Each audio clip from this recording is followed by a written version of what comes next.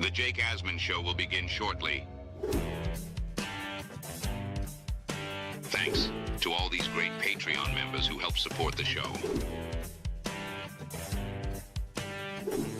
Get your super chats ready. Jake will be here in just a moment.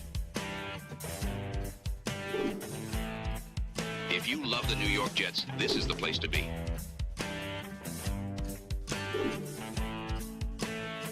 And now, the Jake Asman Show.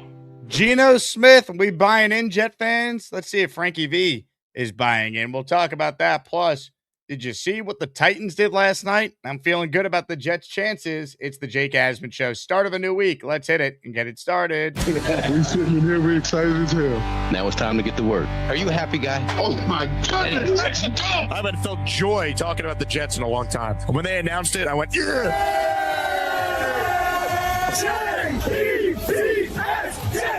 Jets, let's go! A new chapter for the Jets has started. Aaron Glenn and Darren Muji are tasked with shaping the future of this franchise. Will they be the ones to finally get it right? We will be here for every step of the journey on the Jake Asman Show, breaking down all the storylines, every game, and everything in between. Please subscribe and hit the like button below. Super chats, baby. Cut the line. The Jake Asman Show starts right now. Here we go, Jet fans. Welcome in, everybody. It is indeed the Jake Asman Show, presented by PrizePicks. Reminder, if you're watching on YouTube, you also can listen on Apple Podcast or Spotify. We post every show that is live at 10 a.m. and 4 p.m. Eastern, Monday through Friday, and our full 3-hour post-game show after every Jet game on both Apple and Spotify. So big shout out to all of our Jake Asman Show audio listeners. Right now, let's say hello to our guy, the leader of the Bailey Bros, the co-host on the Gangs All Here podcast with the New York Post, and the co-founder of U Stadium. It's Frankie V, who joins us now. Tanky, how we feeling? David Bailey, first career sack, preseason or not? I know you were pumped watching that. That was a beautiful thing, wasn't it, Jake? Guy just has that first step. Sometimes when it comes to players like David Bailey getting to their sack numbers for the year or hitting a floor of, let's say, 7 or 8 sacks, you'll have sacks that look just like that. Quarterback dropped back a bit too far, and Will Howard. Bailey always has that little first step advantage, gets a little rip in there. Easy, easy peasy. So that's a thing with players getting sacks that I think a lot of times, if you haven't looked at a lot of edge film, you got to realize that they're also going to have sacks that look like that are just pretty easy, but that's what guys that get sacks and great sack artists do, is get easy sacks like that. So you'll see a bunch of those, I'm sure, throughout his career, where I'm hope that are that easy. And yeah, man, that was great. It's great to get that sack monkey off your back. You kind of want to get that first one just to feel it out. He actually spoke about that. So yeah, man, I was very, very happy. You know what was exciting too? A little subtle thing. Just gets right back up like he expected to do it. David Bailey's wearing the weird pass rush number. He doesn't have the gloves or the wristbands. He's just a very unique looking player. And then he just picks up a sack, very nonchalant. Like, that's what he's going to do. That's what he's expected to do. So I love seeing it, man. I've been very impressed so far through his first 2 games in the preseason. Yeah, man, he's looked good. He hasn't done anything, I think, out of this world just yet, but I think he's done everything that he's been asked to do. Gap assignments wise, he's looked pretty good. He hasn't looked, let's say, overmatched in the run game. Got a little bit ahead of himself at times in some snaps last week, but he's good, man. He's just a good player, and he's going to get better. He's going to get stronger. He's going to get better working with Carl Dunbar, and I think Aaron Glenn's actually done a pretty good job with that front 7. So I just think all year you're going to see all those guys getting better. They're all young, man, and you have to realize too, with rookies, especially on the defensive line, Jake, they haven't played next to any of these guys. They haven't played with any of these backers, any of these coaches. I mean, you're practicing with these guys now for a few months, and with the schedules now, it's just going to get better and better. The more film they look at, it's just Bailey's going to be a player that we're not going to look at and think is a weakness on this defense. It's actually the opposite. I think we're going to look at and see him as one of the strengths, and opposing offenses are going to have to key in on him every Sunday, or Thursday or whatever. So yeah. Well, starting week 1, it will be every Sunday, baby. And we're headed to Nashville. Here is another reminder, folks, to spread the word to all your Jet fans. We have over 500 people that have officially RSVP'd for the Gangrene pre-party I'm hosting at Barstool, Nashville, Saturday, September 12th from 4 to 7 in the afternoon. Again, click the link in my description for every video the last 3 months, and you'll see the party full link to make sure you RSVP for you and your group. When you RSVP, you'll be entered in a raffle to win some prizes. Shout out to Fanatics for providing a Darrelle Revis New York Titans jersey that I'll give away, among a bunch of other prizes for folks making the trip. Going to do a live show from there, so make sure you stop by the best bar in Nashville, Barstool Nashville, on Saturday, September 12th. And tailgate tickets on sale now. GameDayFlightCrew.com. Code Jake10 for $10 off. If you're looking for a tailgate, that link, again, is in the description. Spread the word to every Jet fan you know going to Nashville. Frankie, I want to talk about Geno Smith and what you saw from the Jets starting offense. But before we even do that, I mentioned Nashville. What did you make of the Titans last night facing the backups for Seattle, right? No Darnold on offense. None of the best players for Seattle offensively. It was Drew Lock making the start.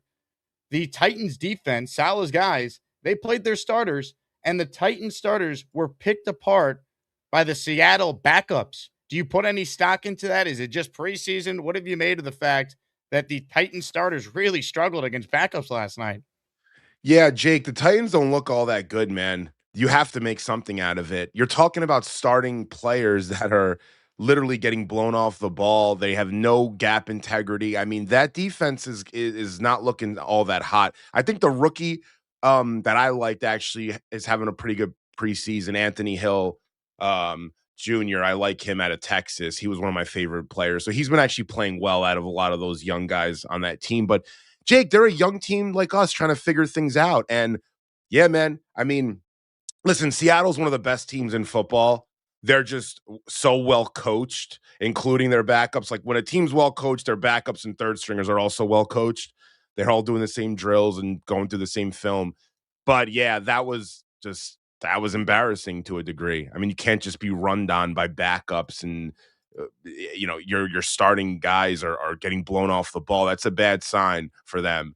It's a good sign for us though. So Tennessee is 2-0 in the preseason, but don't take that number for anything more than it just being a preseason record.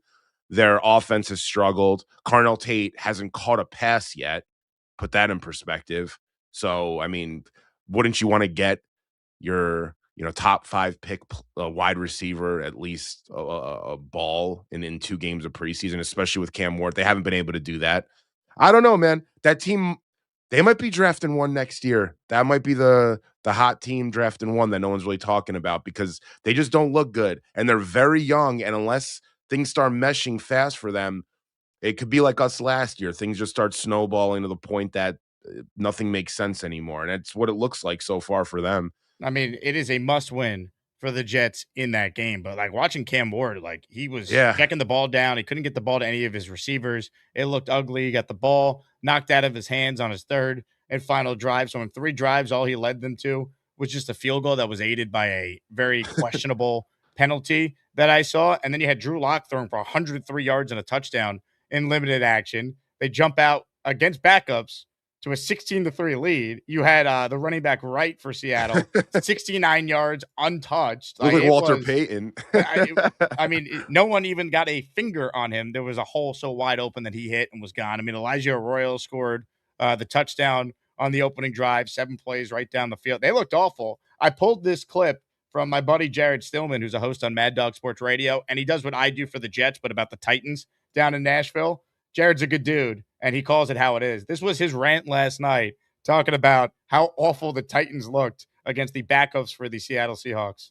This team fucking sucks. They suck. And it's everything. I am going to bitch about Cam because I do think there are some things to bitch about with Cam. But Cam was not the biggest culprit of this team and the problems with it this evening against the Seahawks.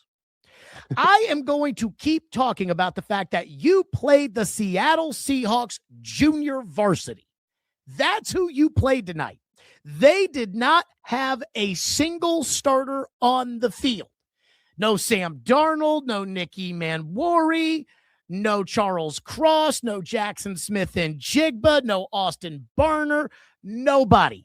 They didn't play any of their good players because they didn't want to get anybody hurt the way Bud Clark got hurt tonight, the way Jake Bobo got hurt in their practice on Friday.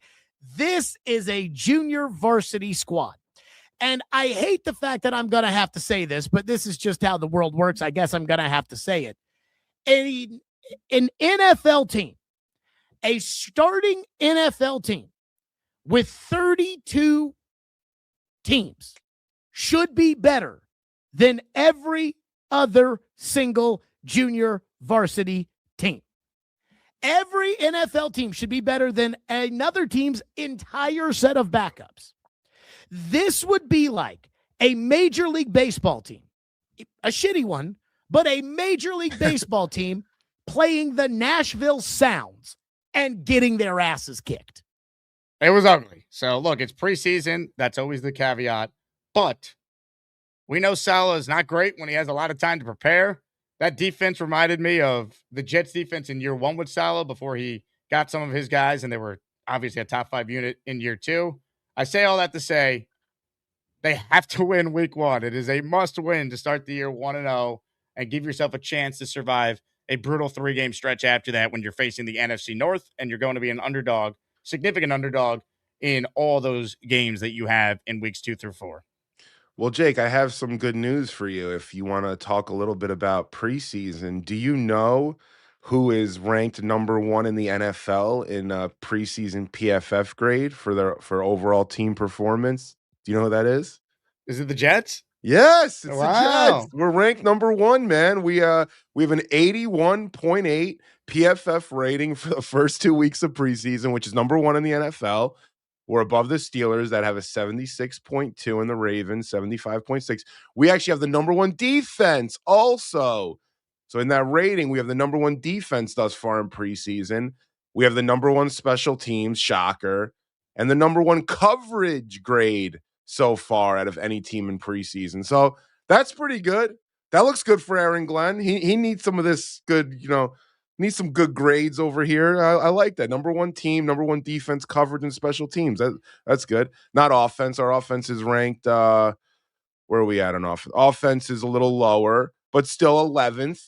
All right. Preseason champs, baby. Just don't let go of the rope.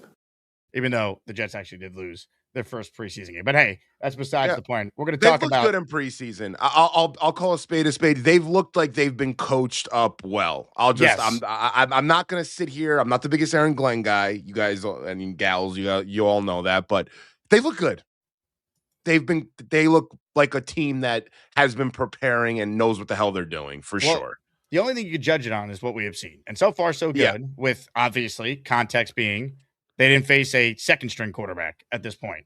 They've only faced number 3 QBs. Tampa didn't play Trask, didn't play Baker. This past week, you didn't see Rodgers, you didn't see Rudolph. So context needs to be applied. But hey, we saw the starting offense out there, Frankie, and that starting offense was going up against most of the Steelers' defense, TJ Watt aside, of course, Cam Hayward aside, and they looked really good. I know you've been a little down on Geno Smith. How do you feel about Geno now after watching him go 7 of 7, one of those completions to an offensive lineman, of course, but go 7 of 7 and lead a scoring drive against the Pittsburgh Steelers Friday night? Listen, that's exactly what you want to see. So if you had to put together a perfect first drive for Geno, that's what it looks like. It's easy, balls coming out, fast, effective, staying in the pocket, trusting his offensive linemen that are giving him forever back there. He could have sat down and had a cup of coffee before throwing some of those completions. That's the kind of drive that you want to see. That is the definition of a well-oiled machine that just comes out and delivers. And, going back in time and thinking about the days of the Tom Brady's and Peyton Manning's of the world coming out for a drive or two in preseason just to let it, just to show it and feel it, they'd have drives just like that. Manning would go 8 of 8 with a touchdown to Marvin Harrison. Day's over. Brady would do the same kind of thing. So seeing that from Geno just reminded me a little bit of what these older vets used to do back when I think quarterbacks were maybe at a premium in this league, and it just looked that he looked the part, which is what you want to see. So good for Geno. I mean, listen, he hasn't had any real snaps. Those were his first real snaps since last season. So it's nice to just come out there and, you know, you didn't skip a beat, which is good. And I like what Frank Reich put together there. I don't want to play too much into it. I made this mistake last year with Tanner Engstrand, where I went crazy after a few preseason games because I loved what I saw in the All-22, and that didn't really translate all that well. So I don't want to get ahead of myself here, but it's nice to see, and it's great for his confidence and for that offense also. You know, Garrett Wilson sees that and was performing well. That can translate come week one and when the season starts. So it's good. It's what this offense needed to do. Well said. And again, you rather see this than the opposite, because last year, we tried to talk ourselves into, well, it's preseason when Fields had that awful game against the New York Giants.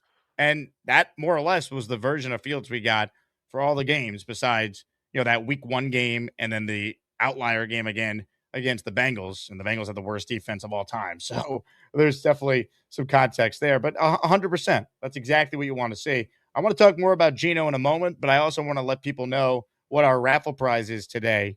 A signed Joe Klecko helmet is up for grabs, includes the Hall of Fame signature, making it more valuable. So if you want to win this, here's how you can enter. You can gift the channel membership, or you can send in a super chat, $10 or more to qualify. $10 will get you 2 raffle tickets. From there, every raffle ticket is priced at $5 a pop. Gifting a membership is just $5 as well. It supports the show, and it gets you a chance to win a prize. And it also gets you in our weekly Asmaniac raffle. Congrats to all the winners from Raffle 85 yesterday. Here's the top prize for Raffle 86, which will be next Sunday on our show. It is a signed Joe Namath football, baby, but that's not all. You'll notice a theme here. Prize 2, a signed Curtis Martin helmet, and prize 3, a signed Darrelle Revis helmet. Jets Hall of Famers, the theme for the Asmaniac weekly raffle. Let's go. Frankie, I want to ask you about the Jets offensive line specifically, because your screenshot went mega viral showing the type of pocket that Geno was working with here. What have you made of this offensive line, and how good do you think they could potentially be this year? They should be a top 10 offensive line in the NFL. You paid Tippmann his money, deservingly so. He's playing guard. He's playing right guard, which is a little bit easier than left guard. Olu's a first, round pick, 11th overall. Membu's a top 10 pick, and he's fantastic. Yeah, you have Myers and Parham. Myers is serviceable, and Parham is average left guard by everything you can look at. So with that being said, Jake, they should be a top 10 unit. I like this clip specifically. They're looking nasty, and that's the one thing with Parham that I like that he's hopefully going to bring here is some nastiness. You kind of want that next to Olu. I think the caveat in all this is going to be Olu. Olu Fashion is going to be the difference between this being a top 10 unit and this just being middle of the pack. He's playing the most important position on the offensive line at left tackle. So if he doesn't play all that well, that'll just bring the entire unit down. You're not protecting Geno's blind side. So that might make it look a little worse at times and drop that value as a top 10 unit. But Jake, they should be a top 10 unit. You've invested a bunch in them. We've seen flashes like that clip is a flash of what they can do. Go out there and make it happen. That's it. They gotta come together. It's like Josh Myers has to know what Parham's doing and Tippmann. The tackles need to be on the same page. They have to be in sync. I think the offensive line coaching has been very good too. I see some of the techniques that they're running, and I like it. I think this team thus far has been pretty good in what they're putting on tape thus far, and that needs to just translate. But yeah, it can be pretty good, man. I think it has to be top 10. I hear people say, top 15.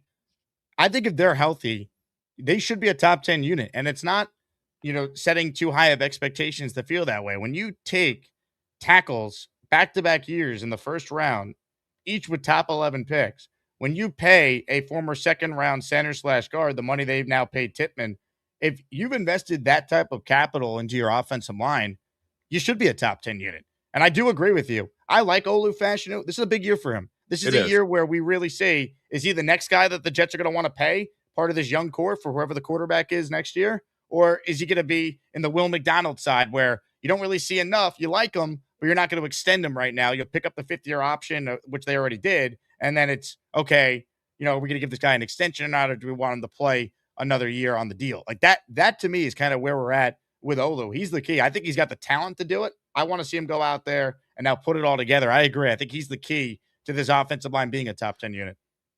Yeah, man. And you know what? Olu out of Penn State, man, I was such a fan of his.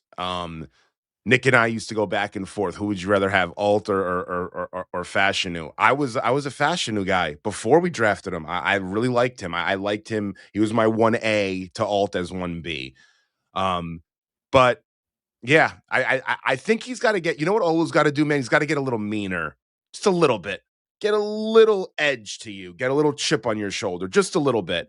I think he can be a little bit too shy, a little bit low key. Be a little rough and rowdy. Get into something with the defensive lineman. Get your mojo moving. I think as he gets older in the league and gets more confidence, he'll be able to do that a little bit more. But when you get a little nastier, the edges, they don't want to mess with you all that much. You start bringing a little bit of a fear factor to your game, which I think he needs a little bit of that. It's not going to be a guy that an edge is going to face on Sunday and be worried about necessarily, but you're going to want a little bit of that because his technique can be really good. His positioning, his feet, his hands, he's very good as a technician at left tackle. Get a little meanness to you, and that'll really, round out the player that is Olu Fashanu. I think he needs that, honestly. And he's young. Remember, Olu came into the league, he was very young, so... And he didn't pick up playing football until I think he was like a senior in high school. Like he started late. I think there's like this weird narrative about Olu. I think he's good. I think he's gonna be a very good player. Good too. I think he's good now. Like I think he's overshadowed because of how good Membu was right away. Yes. I'll say this. Yeah, that is true. I'll give you that. I will say though, like going back to these PFF numbers, they haven't been as kind to Olu as maybe us fans feel like they could be. What I mean by that is we never go into a game and we're like, oh, we have to worry about Olu, or after a game say, oh, Olu got, beat like a drum today and he cost us the game. I maybe said that once, maybe the Miami game. I can't really remember, but I think it was a Dolphins game that I'm like, Olu played awful in this game. Like we couldn't do anything. He was struggling. But you're talking 1 out of 30 starts. So like, it's not, he hasn't been a player that I'm looking at on Sundays and I'm worried about. But you now, Jake, though, want him to take the next step where he's a player that they're talking about as being one of the top left tackles in the AFC or top 5. I mean, you might have lists now, Jake, where you're talking about top tackles in the league, left tackles, and he's going to be ranking between 18 and 20. He should be in that top, 12 conversation. Or top half of the AFC. I mean, you want to see that, right? Eventually. Amen. And do it. That's the thing. He has a technique to do it. It's not like he can't do it. It's just a little extra. He's got to get to that point, get over that last hump of development, Leon writes, in last 10 games, Fashanu hit his stride, played like an elite pass protector, earning an 80.2 pass blocking grade from Pro Football Focus that ranked 10th best among qualified tackles. So Leon is a trustworthy Asmaniac. He looked at the numbers. That was the last 10 games last year? Yes. That's good. I didn't even know that. That's a good stat. Again, we watched the games, so I never felt like Olu was a liability out there. I thought he was pretty good. No, yeah. I've never felt like he was a liability, and I've seen many tackles. I know what it looks like. Yes, exactly. Yes. I know exactly. I remember Wayne Hunter giving me nightmares. God. Wayne Hunter against the Denver Broncos 2011, the night the Jet season died. I got into an argument one night over a few beverages with, I think, Nick or whomever. I was with like maybe 10 people. I'm like, listen, I guarantee you, if you put me on the field right now, I will get around Wayne Hunter for a sack. Like I was convinced. I was like, this guy is terrible. And they're like, no, you can. I'm like, no, I can. Trust me. You put $1 billion back there that I have to get around Wayne Hunter for a sack. I'm getting that sack right now. Literally right now. So bad. Ozzy in the house. Shout out to Ozzy. He's the first to enter the weekly and daily raffle on our show this week. Give him a round of applause, chat. Today's prize is a signed Joe Klecko helmet. It fits with our theme of 3 items that are signed by Jet Hall of Famers. Revis helmet, Martin helmet, Joe Namath football. Let's Just go. don't let go of the rope. Comments, questions, super chats. They cut the line. While we're on the topic of the offensive line, the backup offensive line has not looked good. I thought it was really tough to properly evaluate Cade Klubnik because of the backup offensive line situation. So what did you make of Klubnik's performance, getting a chance to see him play? Certainly a lot more than the first game against the Bucs, where he only had 7 pass attempts. Yeah, you know what, Jake? I didn't see enough. I didn't think he took enough chances downfield. It seemed like a more conservative Klubnik. I wish we would have seen him try to get the ball a little bit more downfield. I think he just ran a similar script maybe to what Geno had, something a little bit more on the conservative side. It's tough for me to make an assessment on Klubnik after that one. I wanted to see a little bit more. He didn't do anything special. So I don't know, man. It's tough. It's tough again. Like that's the kind of half that or snap count, play calling that like within that script that it's impossible to make an assessment. You got to see more. That's a typical like too small of a sample size. Would you play him against the Giants now Friday night? Yes. I would too. I give him the first half too. Yeah, I'd play him the entire. I'd play him.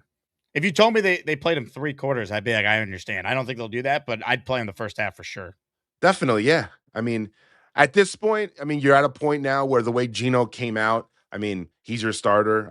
Any conversations, and I had tweeted some stuff like any conversations about Klubnik coming out, lighting it on fire, and people thinking, maybe there's something there with QB1 that's gone. You could shut that down after that performance. Geno came out there and did exactly what a veteran starter is supposed to do, was perfect on that drive. So those convos are done. So I don't know how much more you need to see from Klubnik, but I'd let him cook, right? Like let him get some confidence, let him show what he has. And I think it's good, more so, not even for him. I think it's good for the other players on that team. I think you get your wide receivers more quality looks. You help your running game a bit because he's back there, not Zappy or freaking Bailey. So, or Bailey or Cook, excuse me. So, yeah, I'd play him for sure. He had it's the Giants too. Play him. Why not? It'll be fun. I don't think Harbaugh's going to play his starters either. So no one really does in that third preseason game. It's basically become what the 4th game is. So yeah, look, Klubnik I think is going to be their QB2. There's definitely risk involved in it, but clearly they think in a scenario where he had to come in for a couple of games, he could handle it. I think it's a different conversation if, let's say, Geno, God forbid, suffered a serious injury, he's out, 10 weeks, or he's out, God forbid, for the season, then they'd have to act and get someone else here. But I think they've seen enough from Klubnik where they're comfortable with him having to start a game or two if Geno rolls his ankle, like what happened against the Bucs happened in the regular season, let's say. Yeah. Yeah, totally, man. Listen, I think, you know what, like this quarterback room. They're only keeping 2 as well. It's like they don't need a QB3. They need, Zappy's probably their 3rd quarterback on the practice squad, I'd imagine. Yeah, I think so too. Yeah, listen, this room right now is good enough. What I mean by that is like you have Geno as your starter, you have Cade.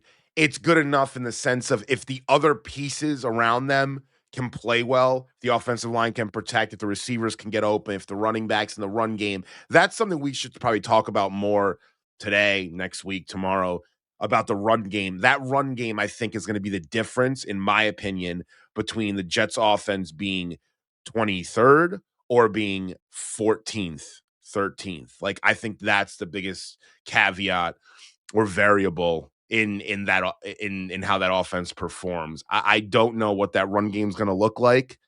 I think our offensive line is better suited as pass blockers than run blockers, but I do think they could be quality run blockers also, but you got to get the scheme right. I don't know what Reich's going to want to do with those backs. I don't know what Brees is going to look like when he gets back. So there's a bunch of variables with the run game that I'm curious come week 1 or week 2 or, week 5, what that run game looks like. So I haven't gotten a good feel for it. I went to practice and I didn't think they were able to move much up front. I haven't seen much in preseason. I mean, you saw Braylon have that nice drive, but I want the run game to be it's got to be a little bit better, I think. I think the pass game will benefit a ton from the run game. You know, if you have a defense that is worried about Breece Hall or Braylon Allen back there, or at least they're keeping them honest, you're going to give Geno and that offense a lot more opportunities for sure, a lot more openings. So, Ladies and gentlemen, Frankie V is my guest. Hit the like button if you are just joining us. Again, if you want in on the raffle, there's a bunch of ways you can enter. Gift a membership, super chat, or Zelle. John J. Williams, his patented $10 Zelle. He's in the raffle for 2 entries. Thank you, John. Shut up. Let's go. Frankie, I want to get more into the game and some specifics that we saw from the Reich offense. But first, I want to talk about a brand new sponsor. This is one that is very near and dear to my heart. My pet, Chloe, is now receiving the best kind of dog food. And Chloe doesn't really like dog food. So when I tell you Dash Dog Food has made an impact, you're going to have to take me at face value. She is very picky when it comes to eating anything. Shout out to Chloe there with the Asmaniac bowl that she's consuming. But we gave Chloe some Dash Dog Food, the chicken recipe that they have on their site, and she loves it. And she, again, is very picky, very spoiled, only likes human food typically. So the fact that she was loving the Dash Dog Food was great. So I teamed up with Dash. So for all you pet owners out there, all you dog owners, use the link in the description, and you can see all the different plans that Dash offers for your dog. But brand new sponsor. If you want to be a part of it, all you need to do is go to dashdogfood.com/Jets and check it out for yourself. Again, that's dashdogfood.com/Jets. Chloe approved and Jet fan recommended. So shout out to Dash for providing Chloe some fresh food over the weekend. She loved it. You have a dog, Frankie? I do not, but I'm a big dog fan. My sister sometimes dog sits some of her friends' dogs, so she'll bring them over when I'm home and my parents. And I love dogs, man. I love beagles. Beagles are like my favorite kind of dog. I like pit bulls too, but gotta be a little worried with pit bulls, right? They say sometimes pit bulls go a little nutty. But yeah, I do like. I love dogs, man. How many dogs do you have? One? Just one. Family dog. Is that your first dog? First ever dog, yeah. She's a cockapoo. Oh, wow. Oh, nice. Yeah, dogs are great. What's your take on cats now? Are you? Oh, look how cute. I'm not anti-cats. I just prefer dogs. Yeah, they're just more friendly. Cats aren't very friendly. Yeah, cats are little strange creatures. There, cats are amazing creatures, though. They had a study recently that cats are like the most physically gifted animal in the world in terms of like size and what they can do. Like a cat never falls on its back. Like they're extremely impressive creatures. You know, sometimes dogs can be a little unathletic. You know, but no, dogs are great, and there's so many different kinds of dogs, right? So that's. I might get a dog, Jake. I don't know about now, but eventually. We'll get him some Dash Dog Food for whoever your dog is. Dan Philcock says Frankie doesn't like dogs. He just loves dog shit takes. I love your dog shit takes, not mine. I don't have them. Oh, man. Here's another guy I want to ask you about. I'm buying into the A.D. Mitchell hype. I think A.D. Mitchell is going to be a real player for this team. And you want a really, really, really hot take that I won't say with confidence just yet, but I'm hoping by the end of the year I could really say this. The Sauce Gardner trade will one day be known as the A.D. Mitchell trade, baby. Your thoughts? I wouldn't go that far. Don't go that far, Jake. You're doing good. You're doing good.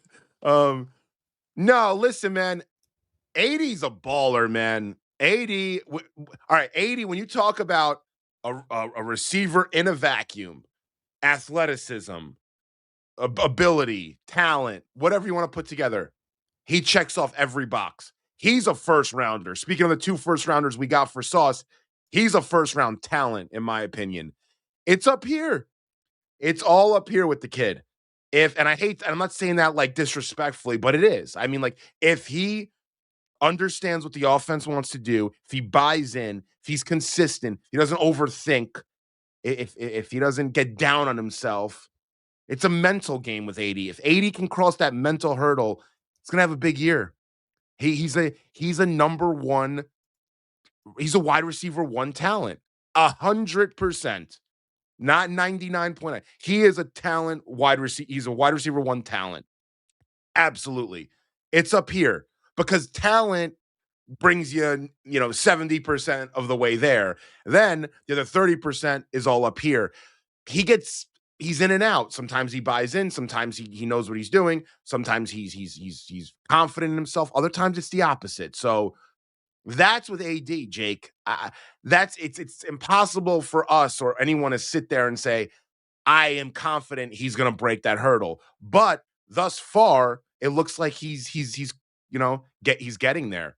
I mean, he checked out of Indianapolis. They didn't believe in him, obviously. Look at that trade. They gave him up for nothing. And They last literally year, threw him to the curb. It's like, yeah, and he was a throw-in for the Jets. Yeah. And this is why I have a lot of faith in Darren Muji for being like, no, we're not making this deal unless we get 2 1s and AD Mitchell. And AD Mitchell last year is thrown into an environment where he's learning a new offense on the fly. His quarterback is Fields, Tyrod, and Brady Cook.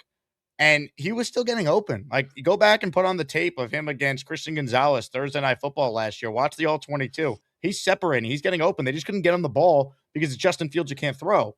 Like, I think with Geno Smith, and you saw the first 2 pass attempts Geno Smith made as a Jet reborn, Geno 2.0, they were both completions to AD Mitchell. Yep. And the second one was a really nice catch where he had the toe drag to make sure he got both feet in for the catch to count. I think he's a player for them. I do. I'm not saying he's Garrett Wilson or he's a number one, but I think he's going to play a real role in this offense if he stays healthy, which I'm excited about what he could do this year with Geno throwing home. Yeah, I am too, man. I mean, listen, he had some plays even in Indianapolis where you look at some of the stuff that he did. That play that he had fumbled, that's like a perfect kind of play to kind of sum up his career thus far. Is that play against forgot, maybe it was Tennessee, where he catches his ball over the top. He's freaking he mossed someone. You don't even know how he ended up catching that ball, and then he's about to score and he fumbles. I mean, like right before the goal line. I mean, it's kind of the kind of player that he is. He can make some amazing plays, but sometimes he snaps out of it and he struggles. So yeah, but I think Geno likes him a lot, man. And actually know Geno likes him a lot. And they were talking about that at camp, that sometimes Geno finds himself targeting him over anybody else on that team and almost trusting him a bunch. When I went to camp, he tore it up, man. Red zone drills. He was everywhere. He's an almost impossible player to guard, man. He's a 4'3" guy, right? He's extremely twitchy. He's long. He can high point passes. I mean, what else do you want?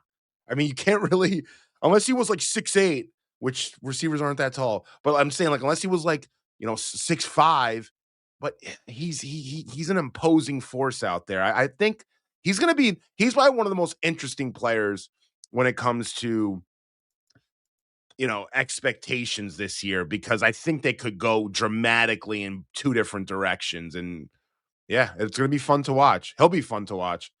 This take from Yo Holmes, I don't quite understand. He goes, AD Mitchell's a nobody jabroni. We all have our eggs in this basket because Mooj built another brutal wide receiver room. How could you say that? They have a number 1 receiver in Garrett Wilson. AD Mitchell has some real talent, some real potential. No one's putting him in Canton, but he was a 2nd-round pick for a reason. It's not like we're hyping, Arian Smith, who never should have been drafted, right? You have Omar Cooper Jr., who was out there starting with the ones, and I still am very excited to see what he could do. And you got to also take this into account, Yo Holmes. Their offense is going to be run through tight ends as well. Like, there's a chance their second leading receiver a lot of weeks could be a Mason Taylor or eventually Kenyon Sadiq. So I don't think this is a brutal wide receiver room at all. I think the Buffalo Bills, for example, would trade their entire wide receiver room for the Jets immediately. There's plenty of examples of this around the league. The Jets have a much better wide receiver room than you're giving them credit. That's 100% true. Look at the Dolphins wide receiver room if you want to talk about a brutal wide receiver. Name a wide receiver on the Dolphins right now. Yeah, it's terrible. It's awful. Yeah, it's as bad as you're going to get. I mean, like, you can talk about that division. We might have the best wide receiver room. That definitely when you're talking talent-wise. I'll say this with AD Mitchell. The thing, I was on this train before last year when we played the Falcons, right? Before that Falcons game, AD had a game before where he showed a little bit. And then I'm like, okay, Tyrod Taylor's coming in. I wonder how he's going to look in that game with a real quarterback in Tyrod Taylor. Do you remember what A.D. Mitchell did in that game with Tyrod at quarterback? Tyrod only threw for 172 yards. One of them was the bomb to Mitchell. Yeah, 102 of those went to A.D. Mitchell. A.D., he was targeted. I have it up right here. 12 times. He had 8 catches for 102 yards and a touchdown. That's playing with a real quarterback. Now, we have to assume at some point A.D. Mitchell's going to be a wide receiver 2 or 3 with a real quarterback. Is he going to be able to put up production like that? If he is, that's a legitimate wide receiver 2.5, I call him sometimes, or 2. So let's see. I mean, some of these takes, to be honest, we have no idea. I disagree with that, though. I don't think, a jabroni wide receiver is somebody that hasn't done anything in this league. I mean, A.D. Mitchell had a stretch last year with us that he looked like a good wide receiver. So I don't know. I think with him in Indianapolis, it was more of a locker room thing where he just didn't get along with the coaches. The strategy might have told some guys to go screw themselves. That happens in sports. You don't trade A.D. Mitchell like that if there wasn't other things going on. It wasn't on the field strictly because he had some good games in Indianapolis too. He put he put a few stretches together where he looked good. So we'll see though. Super chats, cut the line and help keep the lights on around here. Thank you, Tyrone. He's in the raffle for 2 with this. We should have a nice year. Happy recaps, Jake. Maybe you could finish that bottle of Hennessy. Go Jets. I hope so, Tyrone. I really do. And if the Jets aren't going to be good this year, I need them to win week 1. Like, if they're only going to win 4 or 5 games, it needs to be the opener for so many different reasons. So they have to win that game. But yeah, I got to see it to believe it with this team. But I'm hoping that I'm wrong and we're finally owed that great year. It'd be amazing for this channel, amazing for this community, amazing for every Jet fan who's still watching all these games. No such thing as a casual Jet fan. So we certainly are owed a surprise season. At least be fake good for half the year like they were with Salah in 2022. Yeah. I'm looking at the spread right now. It hasn't really moved much. The Titans are 2.5-point favorites. I saw it at 3.5, right? So it's been around that 3.5, 2.5 number, Jake. So I'm calling it right now. I'll call it right now. It's gonna get down to -1.5 before the game. Agreed. Right. So it will move towards and I'll pick them. Yeah, something like that. Definitely. Yep. Yeah, I mean that's the biggest game on the schedule right now. I mean, you look at the schedule, you're circling that game, right? That's number 1. So 100%. 100%. Ladies and gentlemen, Frankie V is my guest. Comments, questions, your super chats will cut the line. We're going to get to some of your calls right after this quick word from our sponsor, PrizePicks. The Jake Asman Show is brought to you by PrizePicks. Check out PrizePicks right now. If you're a sports fan, they have something for everyone, especially if you're one of my listeners and you're gearing up for the upcoming Jets season. For player picks on PrizePicks, you just pick a player you like and you go more or less on a few of their stats. Check out some of the numbers they have for some of your favorite Jet players: Geno Smith, Breece Hall, Garrett Wilson, Omar Cooper Jr., Kenyon Sadiq, and many more. PrizePicks should be your go-to, and check out their new offer right now. Play your first $5 and get $150 in lineups if you win. All you need to do is sign up and use that code HMA. That's PrizePicks code HMA. Download the app now or click the link in the description to download the PrizePicks app today. The biggest contest we've ever seen. Seriously, what's the guarantee? They're still talking about it. I think it's time to put the rumors to rest. Showtime. $30 million. $30 million? $30 million? $30 million? That's $30 million guaranteed. 3 contests, multiple ways to win, no rate. Entry starting at $1,000. Enter in Nevada, play from anywhere. Flight out to Vegas this Wednesday. Can't wait to be there. I know a few Asmaniacs are signing up for the contest and we'll be out there. So we'll bring you live coverage from the Circa Radio Row for contest weekend, Thursday and Friday on the channel. Great guests will be joining us, and it is going to be a total blast. So what's going on in Vegas, man? You're just randomly going out to Vegas. I mean, contest weekend, Frankie. Look at the graphic there, baby. I know, but it's party time? That's what it is. So is it a contest for something like a live event, or well, you sign up for the contest? What's the contest? Look at the screen. Are you blind? There's 3. There's a lot of writing on there, Jake. There's 3 contests. There's 30 million in Okay. guaranteed prizes, including 20 million in the Survivor one, which costs Okay. $1,000 to enter. So I'll be entering that. And again, Gotcha. you Survivor pick the pool. contests, Okay. and it's a celebration of football being back. I So love that. All you right. have to tune in. Can I join the contest without going to Vegas? No, you have to sign up in Vegas, and then you could get a proxy to make your picks every week for you. Ooh. Okay. Damn, man. I kind of want to go to Vegas. I miss It's Vegas. not too late. Flights are Yeah. cheap. All right. All right. Sean says Frankie can't read. Is this true? I tend to, when I see a lot of words on a screen, I tend to just go next. I don't know. It's a big issue for me. I need less words. I can read. I could read a little fast too sometimes, but if too many words, I'm like, Read this next. super chat from 631 Sports. Is Frankie ready for the tank? March for Arch? Hey. They lose week Arch one. is looking good. Arch is I'll looking be good. They lose week one. Get ready to march. Football, college football starts in 4 days, I believe. 5 days. Yes. Week 0, I'll be scouting J.D. Mayava this weekend. USC is like a 30-point favorite against, were they playing San Jose State or something like that? Yeah. Little Sisters of the Poor. I love those week 1 games. They play these week 0, teams. not even week 1. I know. Man, we'll get to your calls coming up. Anything else from this game Friday that you took note of that you want to share with the audience? Listen, I like this Jordan Clark kid just continues to make plays. He was tied for the lead in tackles. I think last week he tied for the game in tackles. Sorry. He led the game in tackles the week before. I always say this. If you're asking a player to make a team, right? Jordan Clark, make the team, and he's performing better than everybody else when he's on the field and he's leading in tackles, what else do you want him to do?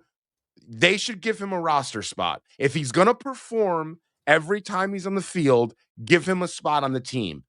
Definitely give him a practice squad spot for sure. But sometimes you got to rewarding people for merit goes such a long way in businesses, on football teams, and everything.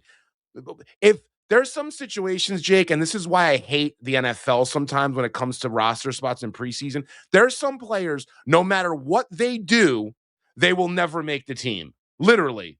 They could do it. Jordan Clark could have 25 tackles. This receiver could have 300 yards receiving. They won't make the team. I don't like that. If a player's performing, give him a spot. That's just my take on it. And I think Jordan Clark's the one guy that you would think has no shot to make the roster. He's performing. I'd consider giving him a spot. And I think the other players in that locker room, very cool, nice kid too. Love his vibe. I'm not sure I can say the same thing about the father, but I'm kidding. But Jordan Clark is doing everything right. And I think if you're not going to reward that, what are you going to reward? Ladies and gentlemen, Frankie V is our guest. We're going to hit your calls. But first, here's a name I don't recognize. Jim Schuster. Jim, appreciate the gesture. 5 gifted memberships. He's in the raffle for 5 entries. Hit the Jet chant, Woody. J-E-T-S, Jets, Jets, Jets. Woo! Jim's 5 memberships went to Derek Gallo, Ken Hunt, Lester 158, Matthew Sereno, and Doug Rose. One follow-up on your Clark take there. I like him too. I don't know if there's a spot for him though on the team. I know. Yeah, I mean that's always the caveat. I mean, he's the third nickel right now. I know. Unless they're gonna, they're not telling the truth on Pons and he's on short-term IR to start the season. I don't see how he makes the team when you have Brownlee and you have Pons in front of him. I know. No, Jake, I know it's tough. I want, when you're talking about merit, like you're gonna want players to, be rewarded for it. He played last year, by the way. I mean, he was on the team. He played. I think he played in the Steelers game actually. So I don't know. I mean, he's somebody that I understand why he doesn't actually. Excuse me. He played in a few games, not the Steelers game. He played later on in the year. He had a game last year. I'm looking against the Saints. He had 5 tackles in a game. I mean, he's someone I think that's rosterable because he had played, but I hear you, man. He plays a weird position too because he's not really like an outside corner, but he's not plays a little bit in the box. He could play a little safety too. He's a nickel corner. I hear you. Sean says, Frankie, I don't know V. What do you know, Frankie? I don't know anything. I don't even know how I get mics around here. You know, I'm just happy to be here. New Q says Tanky auditioning for a role in Grease with that hair. Growing it out a little bit. Might get the cut today, Jake. I think I'm going to get one today too because I'm tied up to the Gazoo tomorrow and I fly out early Wednesday. So today might be my last day to do it. What time's your flight? You got one of those early morning Vegas ones? Yeah, it's like 8 a.m. or around there. I prefer that though. I prefer the early flight because I can't sleep on planes unless it's the earliest flight out. It's my only chance. Yeah, I'm the opposite. I like the late night flights. You know, the 11 p.m.s. There's not many of them, but if you could catch one, I got screwed. Then you got to sit around all day waiting for that flight. I'd rather just get it over with. Yeah, I know, but sometimes it's good to get your things done. It's like an extra day, and then if you could sleep it off. Last time I took a midnight flight, though, I got screwed because it was delayed 4.5 hours. So me banking on sleep on the plane turned into no sleep, and you had Cranky Frankie for a couple days in Italy, and it's not good. It's not is that good, why? so. Is that when you got into the accident when you were in Italy? This was a few days after that. Yeah. I blame the sleep. Yeah. Ladies and gentlemen, to your calls we go. Doc is first up today. Doc Jet fan started off. Hello, Doc. Good morning. You're never cranky, Frankie. That's why we love you. You're always in a decent mood. So I don't know what you're talking about. Anyway, on this show, sometimes. Yeah. No, I get it. I get it. This is like the season of optimism for all NFL franchises. So I don't want to be a downer. But you know what? I started to worry about Sadiq. And so it made me go back to look at all the injury reports in 2024, 2025 at Oregon, before the games. He's always on those lists. He's always questionable for something. Yeah, he's always got some. I'm having like Giancarlo Stanton flashbacks with him. He does play through it though, Doc, to be fair. Like if you look at games played, he did play through like most of that. Correct. You're 100% right. I was even going to say that even if he played in the games, but he was always listed as questionable. There's like an old adage, you don't get healthier when you start playing against professionals. I hope I'm wrong. I hope that he's healthy and has a tremendously productive career. But this is not out of the norm for him. He was hurt an awful lot. It seemed like he was always hurt at Oregon. I hope that doesn't prove to be the case here. So, we'll see. We'll see how it plays out. Jake, I've also heard you on other shows of yours and otherwise, kind of go after Muji about burning fourth-round picks, the Malachi Moore, the Arian Smith picks. Tyler Barron, fifth round, yep. Yeah, I get it. And I can't think of a reason on God's green earth why Arian Smith should be on this team. And in fact, Sumini put out his roster, his 53-man roster. Oh, I saw it. I will be bringing that up to Rich on the collective tomorrow. What? Like, why would you? I'm not going to go one by one why those guys are on. But in defense of Muji, it's very, very difficult for newly hired general managers in their first draft. And that's because the way the scouts' contracts work. Muji was hired at the end of January, which is when most general managers and coaches are hired after you've had a crappy season.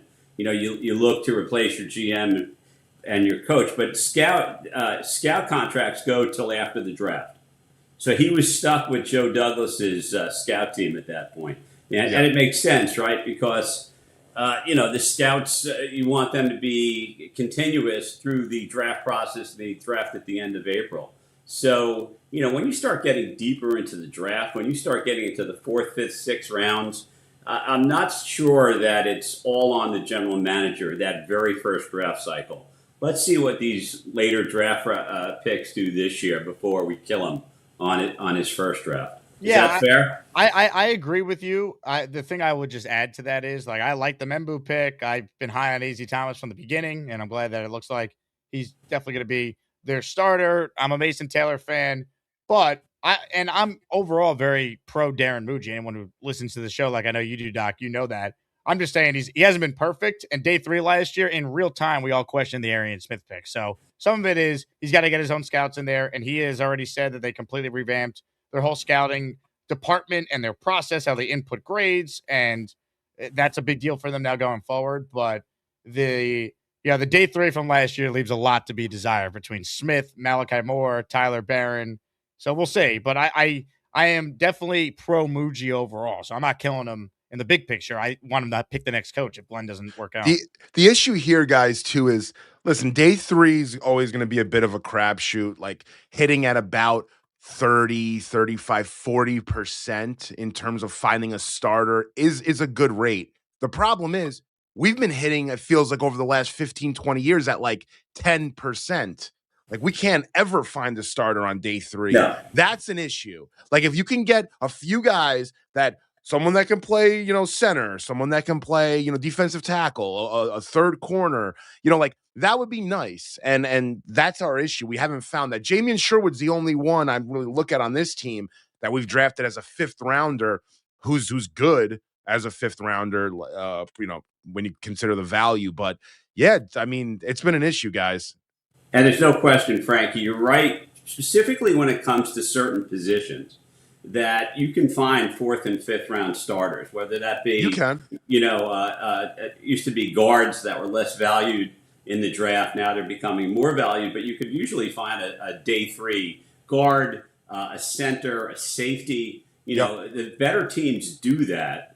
And until the Jets prove that they're capable, it's a big issue. There's no question about it. We've talked a lot about bringing in an experienced quarterback. If you're Aaron Glenn, would you sleep knowing that you have a 35-year-old quarterback that's one hit away from Cade Klubnik having to jump in? I personally would not. And the flip side of that equation is what's good for Cade Klubnik. I thought he looked a little jumpy in the pocket the other night. Everything we always overreact from preseason games. We're all thirsty for information.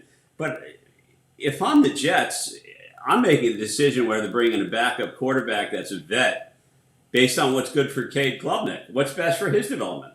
It might be that he's better off sitting this year. Yeah, the one thing with Klubnik, I'll say this: if you want to talk about an experienced rookie, if that makes any sense, a little bit of an oxymoron there, but if you want to say that a rookie is experienced, it's him. I mean, like if you want to depend on one rookie that with some sort of resume, it'd be the resume of Cade Klubnik being comfortable enough to run an offense where it's not detrimental necessarily to the team to the point that you can't win. I hear you. I just don't know where this team would go with a vet and who's the vet. I mean, I'm not on this train, but did you guys see what happened about an hour ago? What the Browns just announced that they're unbelievable. Starting. It's unbelievable. Yeah, they're starting Deshaun Watson and Jake. We just got added, and I see some people asking me right now about would you? I think, in my opinion, I think Shador's going to ask out. In my opinion, I think he'll ask for a trade. They can't force a trade. They're gonna say, that's not happening. That's not happening. They're going to say you're a 5th round pick who's barely played. You're going to play by week 5 against the Jets when Deshaun's awful and we bench you. Where's he going to go, Frankie, that he has a better shot to play with than Cleveland? He's not asking at He's not going anywhere. Shador's camp and the media market around that player.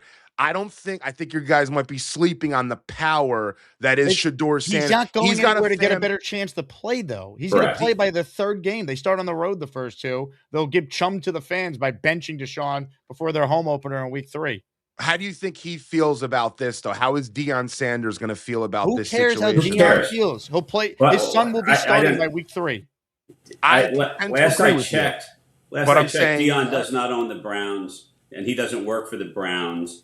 Here's the dilemma in Cleveland is that if they were to cut, look, I don't know if you heard some of the things that Sean Watson said. He feels when he plays at home, it's an away game. When he gets hurt, everybody roots against him. He really should not be on that team. But if he wasn't on that team because they cut him, they would take a cap hit of $127 million. 127. Yeah. You can't have a team with that kind of cap. So that he's got to be on the team, but I don't think that means he has to play, does he?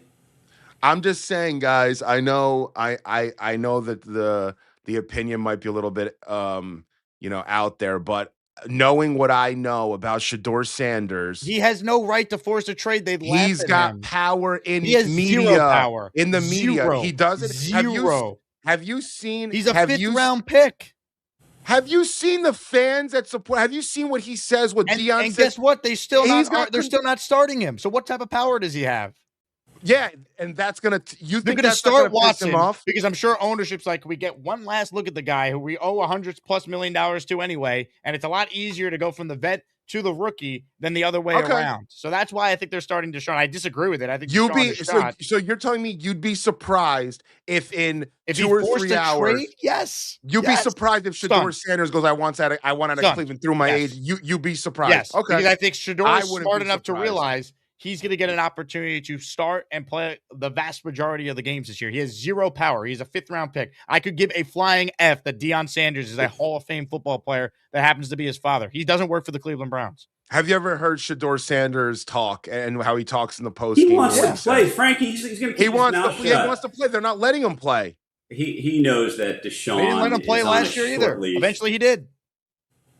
Anyway, I do agree that there's probably no better opportunity for him to play, but if they feel like they've been done wrong, then he hasn't been done wrong. He's going to start by week 3. I don't think so either. But Jake, all right, let's see. Let's just see how this plays out. There's no way we're going to win this debate by where would he want to go that gives him a better chance to play? He didn't want to be Lamar's backup because he knew he'd never get on the field. He wants to go somewhere where he could play. That's right. I mean, yeah, but he's going to feel like he had this starting job and they didn't give it to him. How? Their numbers are very similar in the preseason. It wasn't like he was like so much better than Deshaun Watson. People just figured after what Deshaun said the other day and the fact that Shedeur is the fan favorite and he's younger, they were going to play the young guy, but he will still get a chance to play. I don't know, man. I'm just saying there's some teams out there that who's giving him a chance to start games in the NFL? Name me the team. Arizona, no. Miami, no. Why not? Wait, hold on. Arizona, Miami, Houston. You can all make Houston. Come on, do not say Houston. CJ Stroud was awful last year. This whole thought he was awful in the playoffs. Hold on one second. Let's take a step back. They're in contract talks with him right now. I don't think Shedeur Sanders I don't think he's a good quarterback. I want to throw that out there. I would not trade for Shedeur. I wouldn't even think about it. That's on me. They think with Shedeur that he's this can't miss. They don't quarterback. They don't. They like Stroud. I could tell you they like Stroud. Not Houston. I'm talking about his camp. Like the who cares the about anyone's camp? What Jake, are you talking about here? Big market, Jake. There's no market for him. He was like a 5th-round pick. Like a Tim Tebow guy. Every team in the league could have had him multiple times. They all passed on him. Ladies and gentlemen, if you're just tuning in, welcome to Jake Asman Brown's podcast. What did I just start? I didn't mean to go there with it. Thank you, guys. Overall, great call. You weren't ready to talk about that. I threw Shedeur in. I wanted to get Jake a little riled up. That is not, Deshaun Watson, $127 million cap hit is not our problem. But this is. Did you read the ESPN review of all franchises? I think you might have made mention of it on prior shows, Jake. But, it's one thing for me to say that I don't like the look of Aaron Glenn as coach. I mean, God willing, I hope he does a great job, and I hope I'm wrong. But the ESPN staff rated the Jet coaching staff as the worst coaching staff in the NFL. Well, until proven otherwise, we employ the worst head coach in the NFL, sadly. So I understand. But did you see Muji was 11th on there? That's what gives me hope. I did see that. That doesn't that speak volumes? And these weren't, these were like guys like Louis Riddick, who, in my opinion, could probably be GM tomorrow.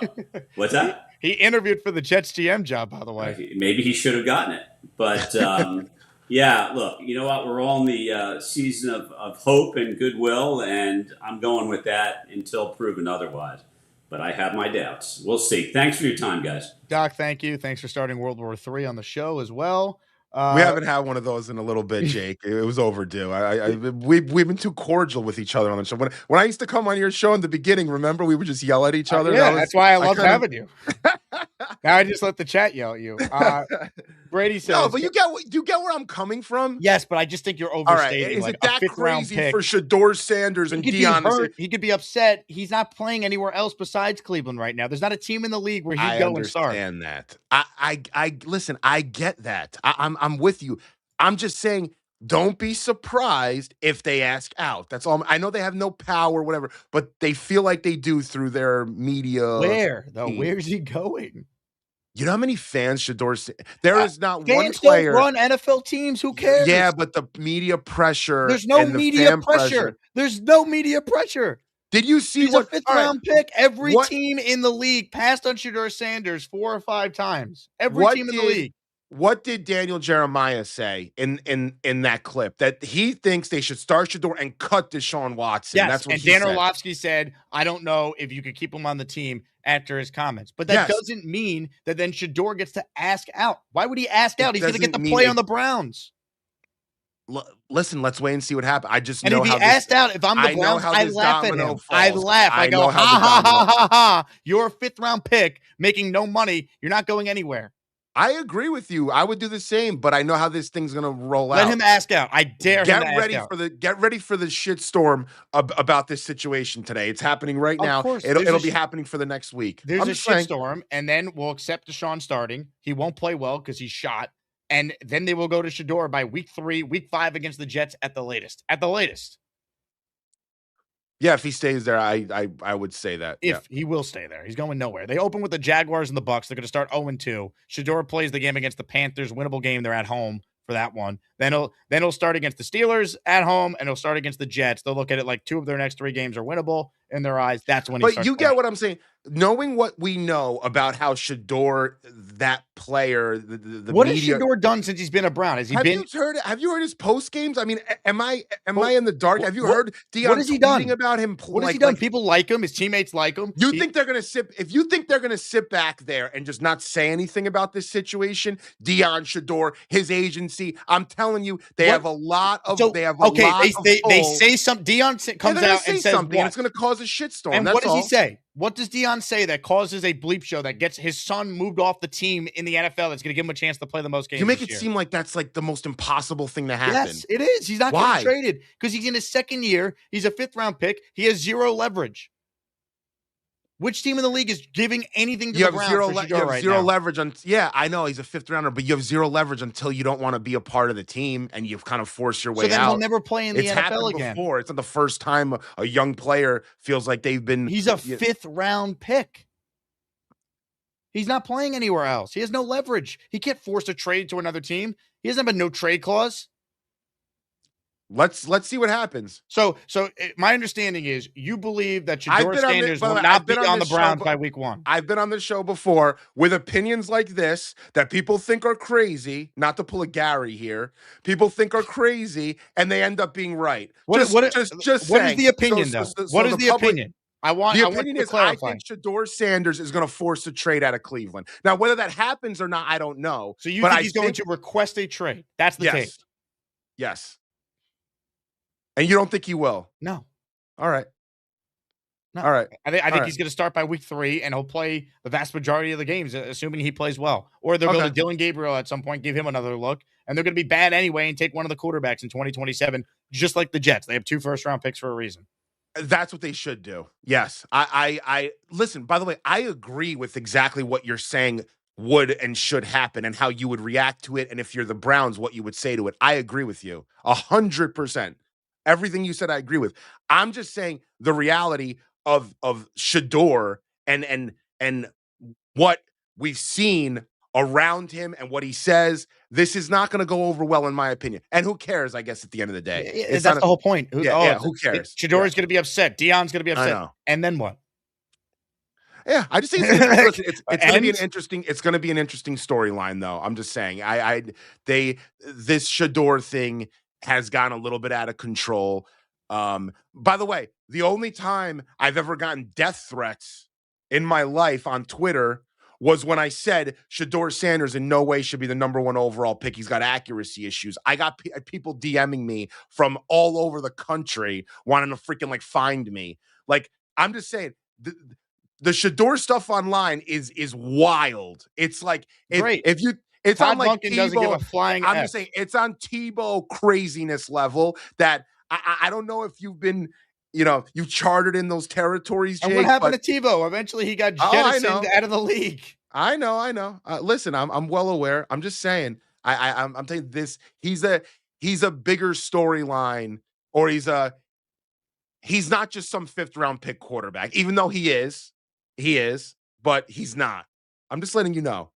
I'm just letting you know. I look forward to watching Shador against the Jets in Week 5 because he will be on the team, and he's not requesting a trade. But how many interceptions by Week 5? I don't know.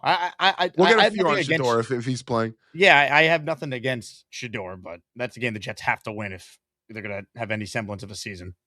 Yeah, true that. Okay, all right. Sorry Frankie, to get your juices going. I love it. I had to get you going, Jake. It's Monday. I'll be checking my phone all day for the Adam Schefter tweet that Shador is requesting a trade. Deion's going to tweet something very soon. I like this stuff. This is fun. This is drama. Yeah, go use Stadium it up and aggregate it and all that. Whatever. I do not care. Have a great day. All right, you too, Jake. Frankie V, U Stadium. Gags out here podcast. Good God. Super chats. Let's see. What did I miss? Raynard says, why do we assume the Jets will be able to trade into the top of the 2027 draft? You shouldn't assume that. Who said who's assuming that? The Giants tried to in 2024. They wanted Drake May or Jaden Daniels. They couldn't get him. So you can't assume that. Just hope the Colts, if you're rooting for the Jets to win games, you got to hope the Colts just suck. And you also have to hope that there's like 5 good quarterbacks that come out. Like Bo Nix was the 15th pick in 2023. McCarthy went 11 that year. He's a bust. Michael Penix is a bust. He went 8 or 9, whatever that was. That was a terrible pick. And then you had quarterbacks go 1, 2, and 3. Caleb, May, and then Jane Daniels. Or it actually was Caleb, Jane Daniels, then Drake May. Jersey Jets has saved the combo for ESPN. Jersey Jet, you sit on your ass and bask in the glory of this show. You won't find entertainment anywhere else. How dare you? I'm just kidding. Nick Shine says, look at the show topic. Positive Jake. Jet me the F up. Yeah, rewind if you want the full thing. More of your calls right now. Let's say hello to the son of Jason in Jerusalem. Hello, son of Jason. Hey, how you doing, Jake? What's up, There dude? were a couple of things I wanted to talk about. Starting with, I saw a chart recently of teams that, like, when was the last time the Jets have beaten these teams? And we're facing 3 of them this season. Wanted to ask you if you thought we could beat the streak. We haven't beaten the Vikings since 2010, the Chargers since 2011, and the Cardinals since 2012. Which one of them do you think we're most likely to get a win against? All of them. All of them? Yeah. They could beat all of them. Well, maybe not all of them. I know they could. Chargers could be a tough one. I think you had the Cardinals on there, right? That feels like a game they could beat. They could win. The Titans for sure. Did you have the Titans on there? I'm trying to remember. The Titans beat them in 2024, so not that crazy. That's right. Yeah, actually, they've done well against the Titans. They beat them too with Salah's first win in 21. The Vikings game could maybe be winnable. We'll see if Kyler Murray's healthy at that time. Yeah, I mean, there's definitely some wins for them to have. Arizona feels very winnable. Did we lose you? I think we did. That was an interesting one. More of your calls right now. Ladies and gentlemen, there's a man's man on the line. Gone.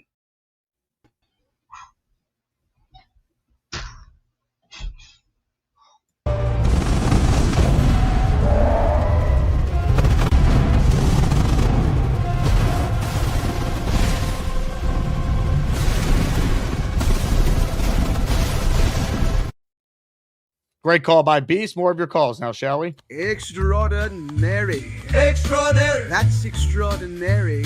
That's extraordinary. That's extraordinary. That's extraordinary. It's quite extraordinary. Quite extraordinary. You know, women shouldn't vote. Just do laundry and vacuum. Extraordinary. Gary. You're on mute, Gary. Still on mute. Can't hear you. Is that better? Yes. I hear you. Your volume's a little loud.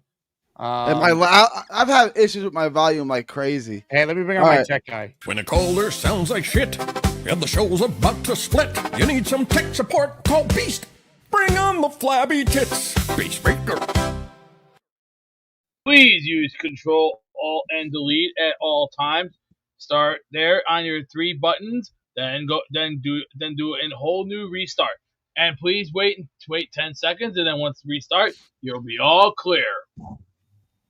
Thank you. I do appreciate that.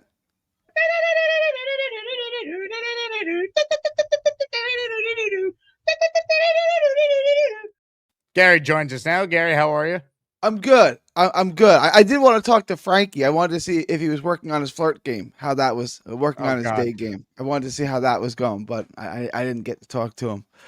The other thing is, and I wanted to ask him too on his takes on his take on my boy. I watched Dylan's live the other day where he put his roster together, and I stopped listening after he cut Arian Smith, and then I realized Arian Smith didn't even catch a pass. No, I guess he only had the punt return, right? That was the only action we saw of him. 1 kick return. He wasn't even targeted in the passing game.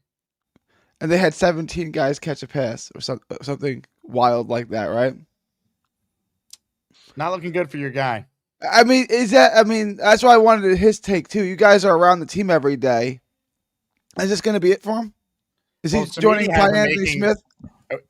Rich Cimini had Arian Smith on his projected 53 that came out this morning on ESPN, so that surprised me. Okay. I'd cut Arian Smith. I don't think he serves any purpose on this team.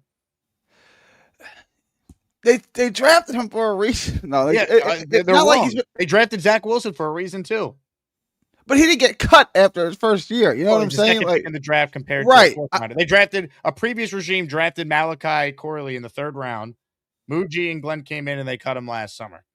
Let's see if they have the same standard for Arian Smith, who has actually been worse than Corley, if you think about it. Well, I mean, it's not really.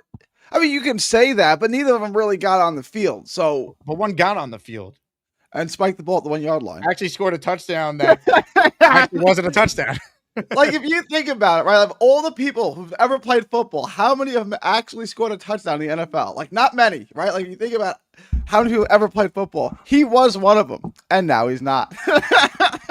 It's kind of crazy.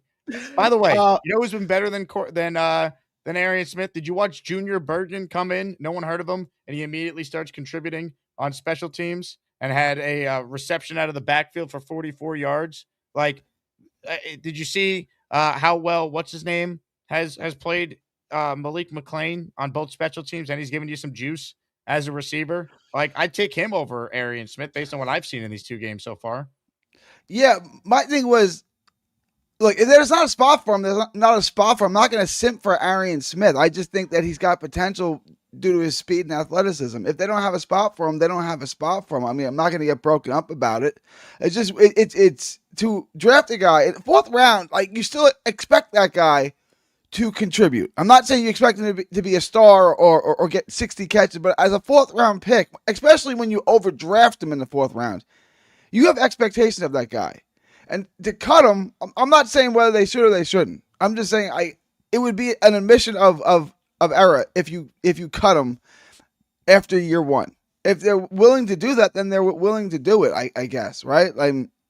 I'm not going to. The Jets just admit they made a mistake and move on, and not just keep a guy because he was a 4th round pick. Well, you took him, you took him because you thought he could contribute. If he makes the team, it's because he's a good gunner on special teams, and they think he's worth a roster spot. But how about as a punt returner? I don't think he's going to get a lot of opportunities when Isaiah Williams is on this team. Then maybe there isn't a spot for him. It was a kick return, right? He had the decent kick return. Yeah, they gave him a chance on kick returns. Oh yeah, and he was your guy. It was Junior Bergen was the punt return. He was pretty good. Again, no one had heard of him. He showed up like Nate Lynn and contributed more than anything we've seen from Arian Smith this summer. Is he a rookie or where's he from? Is he an undrafted? I think he was an undrafted free agent that might have been with the Niners, if that sounds right. And then they claimed him off. He was he was a 7th round pick by the Niners. He was on their practice squad last year. He played college ball at Montana.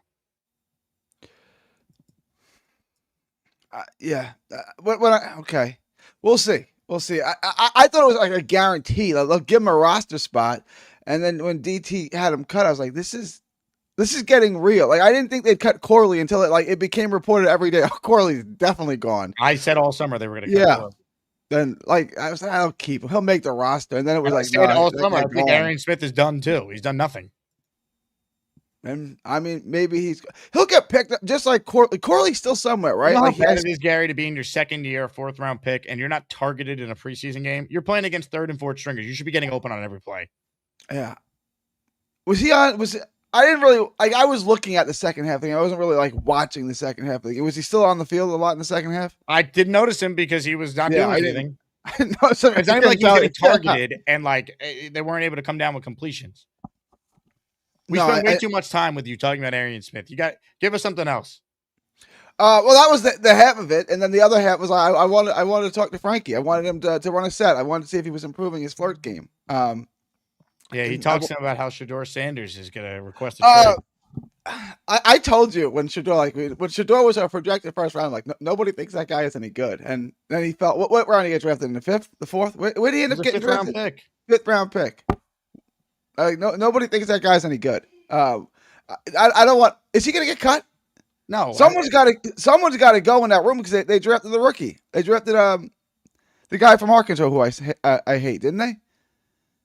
Jalen Smith. They took Taylor Green? Taylor Green, yeah. I don't know. Maybe someone. I think so. Someone like Gabriel, if it's anyone. Yeah, he sucks. I think they're starting Watson. That's what they're doing this year. They're starting Deshaun's going to play for 2 games and they get benched. He's not any good. Bench for who though? They're going to go to Shedeur. Someone's going to have to play the games at quarterback. We actually have a better quarterback room than Cleveland, and it's not even close. Like, clearly better than Cleveland. Yes. And we probably have a better That's quarterback not saying room. much. Well, it's just good not to be the worst at things, right? James wants to know if you use conditioner.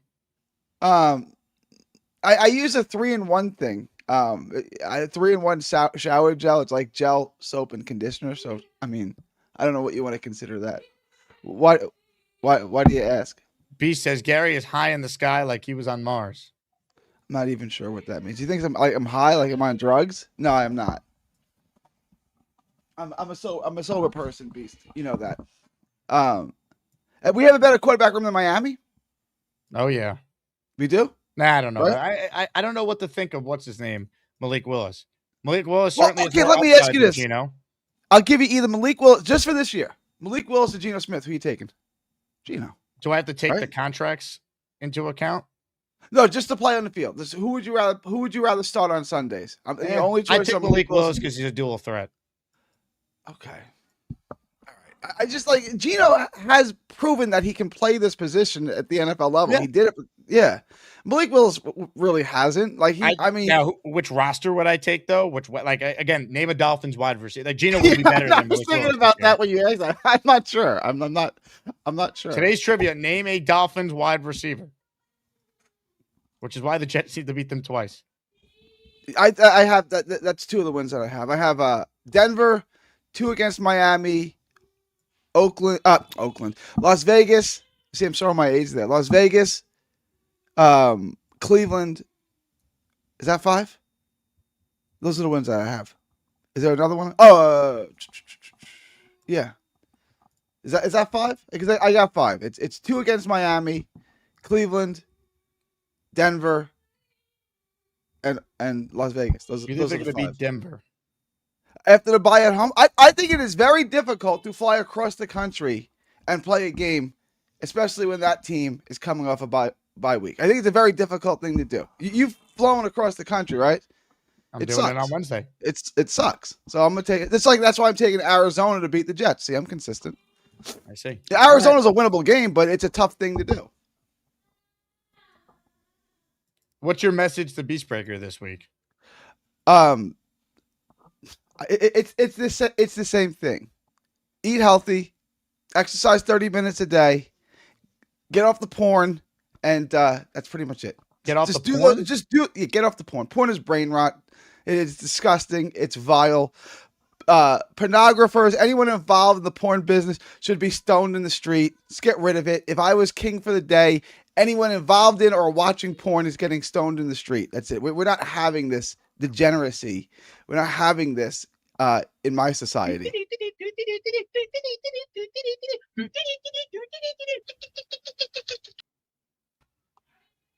This is the Martian. This is the Martian. Gary, we are calling for you to be our supervisor. Yeah, B, sometimes I don't know what the hell you're talking about. All right. Thank you for that call, Gary, and whatever that was, Beast. For those just tuning in, today's prize is a Joe Klecko signed Jet helmet that includes his Hall of Fame signature on it. So make sure you gift a membership to enter. New set of weekly prizes. Joe Namath signed football is the top prize. Curtis Martin signed helmet is prize 2. Prize 3 is a Darrelle Revis signed helmet. So we have 3 Jet Hall of Fame items up for grabs that are signed by each Jet legend. And another 20 hats and shirts I put up over the weekend for the Pain Collection. We sold 100 already. You guys are awesome. These will never go out of style. JakeAsman.com/shop. If you're a Patreon member, it's 25% off. More of your calls right now. Ladies and gentlemen, we say hello to this man. Let me tell you something. I'm not just drinking the Kool-Aid. I make the fucking Kool-Aid. How's the Kool-Aid, Ricky? It's good. It's good. Very good. Green Kool-Aid. By the way, I like both cats and dogs, but when I lived in New York, I had a dog, a little Jack Russell. His name was James Terrier. True story. Wow. Now, with the A.D. Mitchell thing, I'm gonna not only repeat my prediction of 843 yards and 8 touchdowns, but I will bet you a hat that he hits those numbers. Will you take that bet? What? Wait, what were the stats you gave? 843 yards, 8 touchdowns. That seems a little high for me just because they have so many other weapons. 8 touchdowns? I don't know about that. That seems extreme. I'd go less on both. So do we have a bet? What is the bet? I'll bet you a hat. A hat? Yeah. All right. I'll bet you a hat then. All right. Good deal. Good deal. Put it in writing what the numbers are because I'm going to forget. Okay. Yeah. I'll message it to you. Dude, man, I don't know what it is with Gary and Arian Smith, man. Holy crap. That guy has more drops than my old internet. Like, fucking, I don't think he's even making the team at all. I expect him to get cut. That being said, dude, watching that Tennessee game last night, and I hate to say this because I am a Florida State fan, Jermaine still doesn't look like he's back from that injury. There's no first step explosion. He looks slow out there to me. And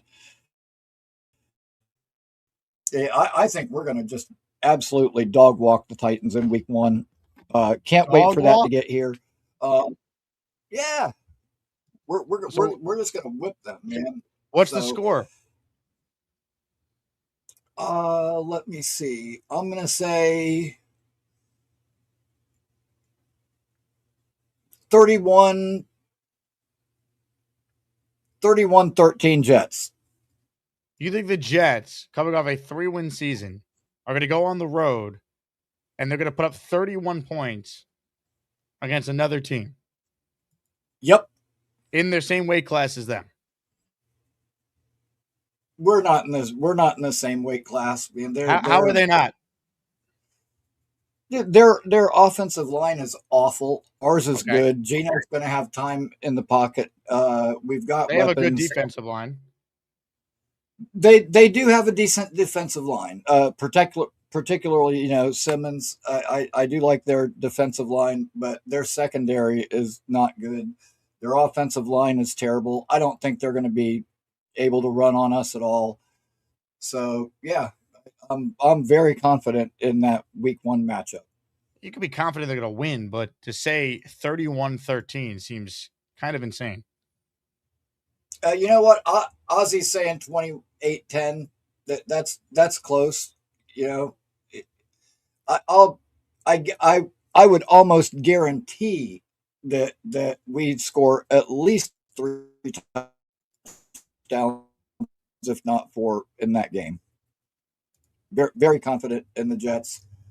Very confident in Robert Saleh not having his team ready to go, and you're confident in you know Aaron what? Glenn, I like the way started 0-7 last year. Yeah, because he had a bunch of quitters, man. Aaron Glenn replaced the quitters with hitters. So we're good. We're good. So, let me tell you something.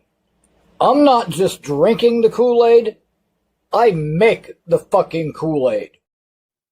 I hope you're right, Ricky, but you're the same guy that also said this team was winning 10 games a year ago. So, now you said the Jets got a lot of quitters. They quit on the head coach last year. That happened. Again, the roster's improved. They should win week 1. I'd pick the Jets to win week 1.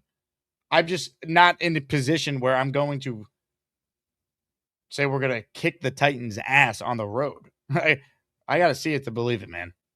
And I think the Jets are going to win week 1. It's a must win. They better. The season's over if they lose. We all know that. So they better win. More of your calls right now.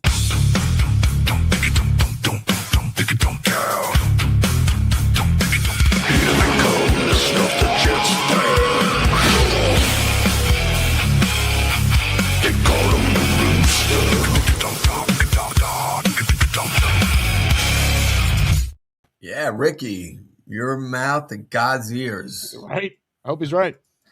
Listen, I'm very, happy with what we saw Friday. Obviously, for the people who didn't want Geno to play, that's why you play Geno Smith at least a series to get to play with his, teammates and move the ball and have some confidence. I mean, like anything in sports, you don't want to throw him out there week 1 with his first, without playing. So that was good.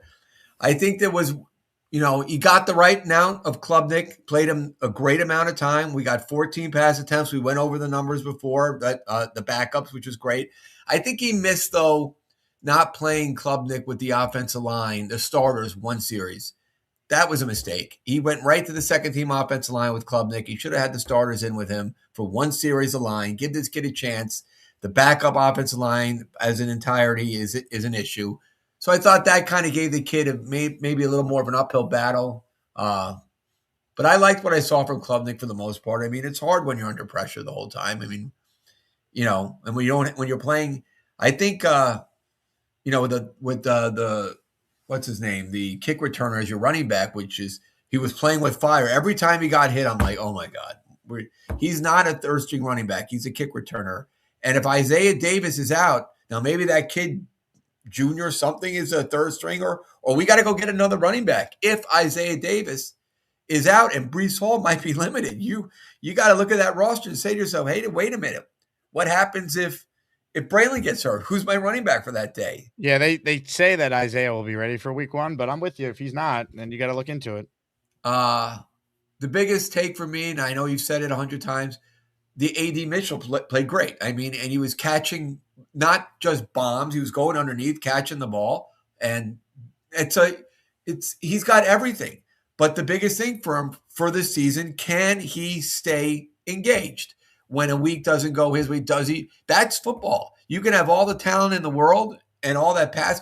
If you can't stay engaged, so that's going to be the challenge for AD because he's got talent. He looks the part. And boy, I love the underneath stuff. I love Mason Taylor. So yeah, I mean, you got to forget that. I'm glad we won. It's nice to win a football game, but you got to like that. It was mentioned, not a lot of penalties, not turnovers, all the things that we got, 2 turnovers, all the things that you need to win football games, we did. So, yeah, it's preseason. Not going to take much into it, playing third. But we handled what we had to do. We had to go out there and beat up, a team that we should have beat up with what they were playing and what we were playing. So, that's a good thing. Amen, Rooster. We got to win games. That's what it comes down to. And now I got a Robbie Sable comment. What he's doing with David Bailey is really unbelievable. Like, I watched his X Factor, his 12. He analyzed every play of David Bailey. Okay. And again, he's got such a hard on for him with the run. And to me, he got a sack. He was all over the place. I don't care that sometimes he gets pushed upfield. He's not happy when you get a play 3 yards lost. It's still not good enough. That's fine. You want to overanalyze this rookie who really, I don't even care if they hide him some rundowns year one. But how about do me a favor? And you could ask him, or I'll ask him next time.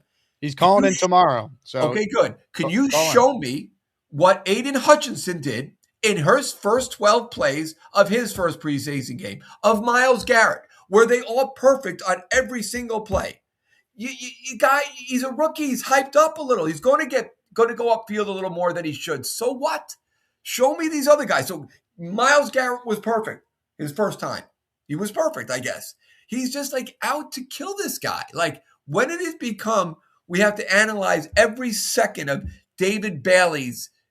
We're looking like he's almost looking to find like reasons not to be happy with how he's played. I don't get it. I hope he wins Rookie of the Year. It'd be the greatest storyline ever. But seriously, like, I get Robbie. He's not great against the run right now. So what? So what? If he has 10 sacks, no one's going to care. Year one, it's all about him getting the quarterback. What is his malfunction with that? I don't, and he's so knowledgeable.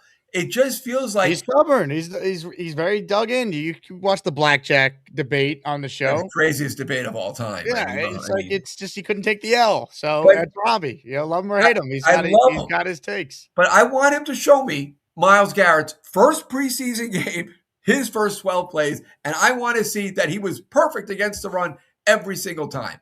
Bullshit. I guarantee you he was flying just like the fact.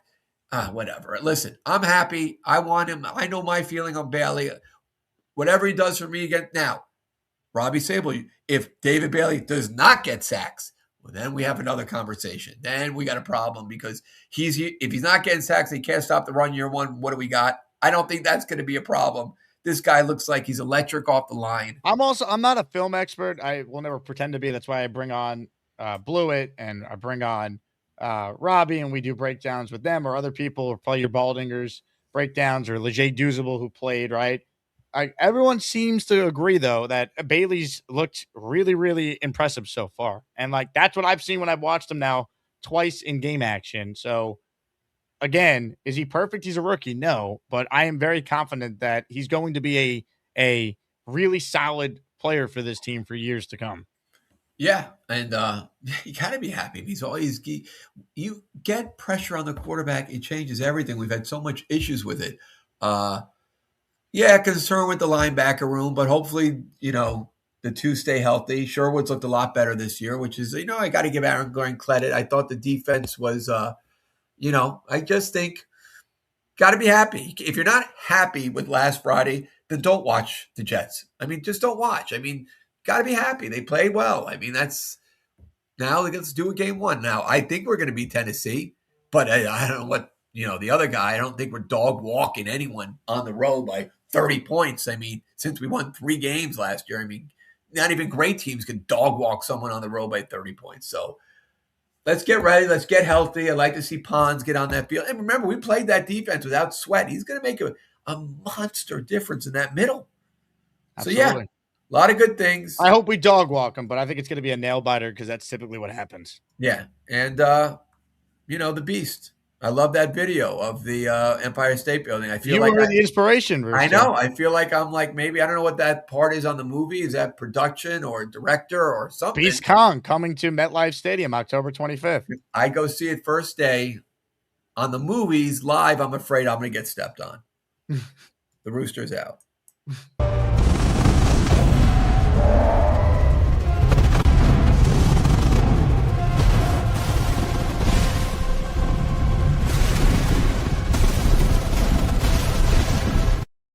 And now back to the Jake Asman Show, and let's close it out with Jake. Thank you.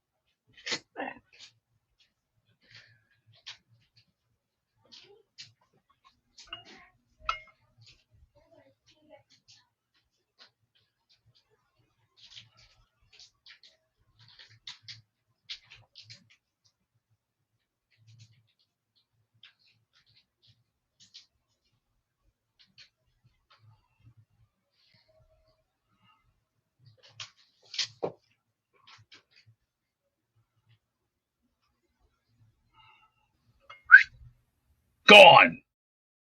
And that took quite the turn there.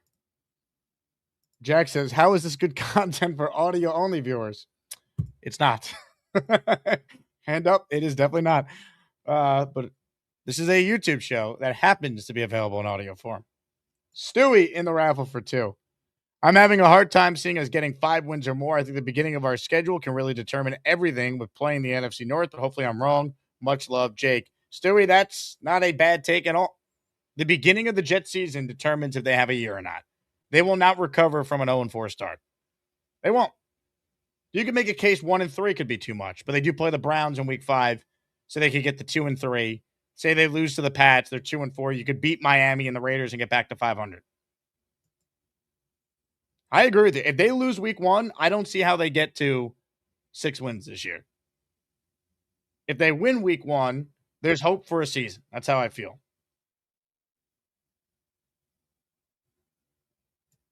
And after watching the Titans in the preseason, and I get it, it's preseason, the Jets have to win that game to open the year. Have to.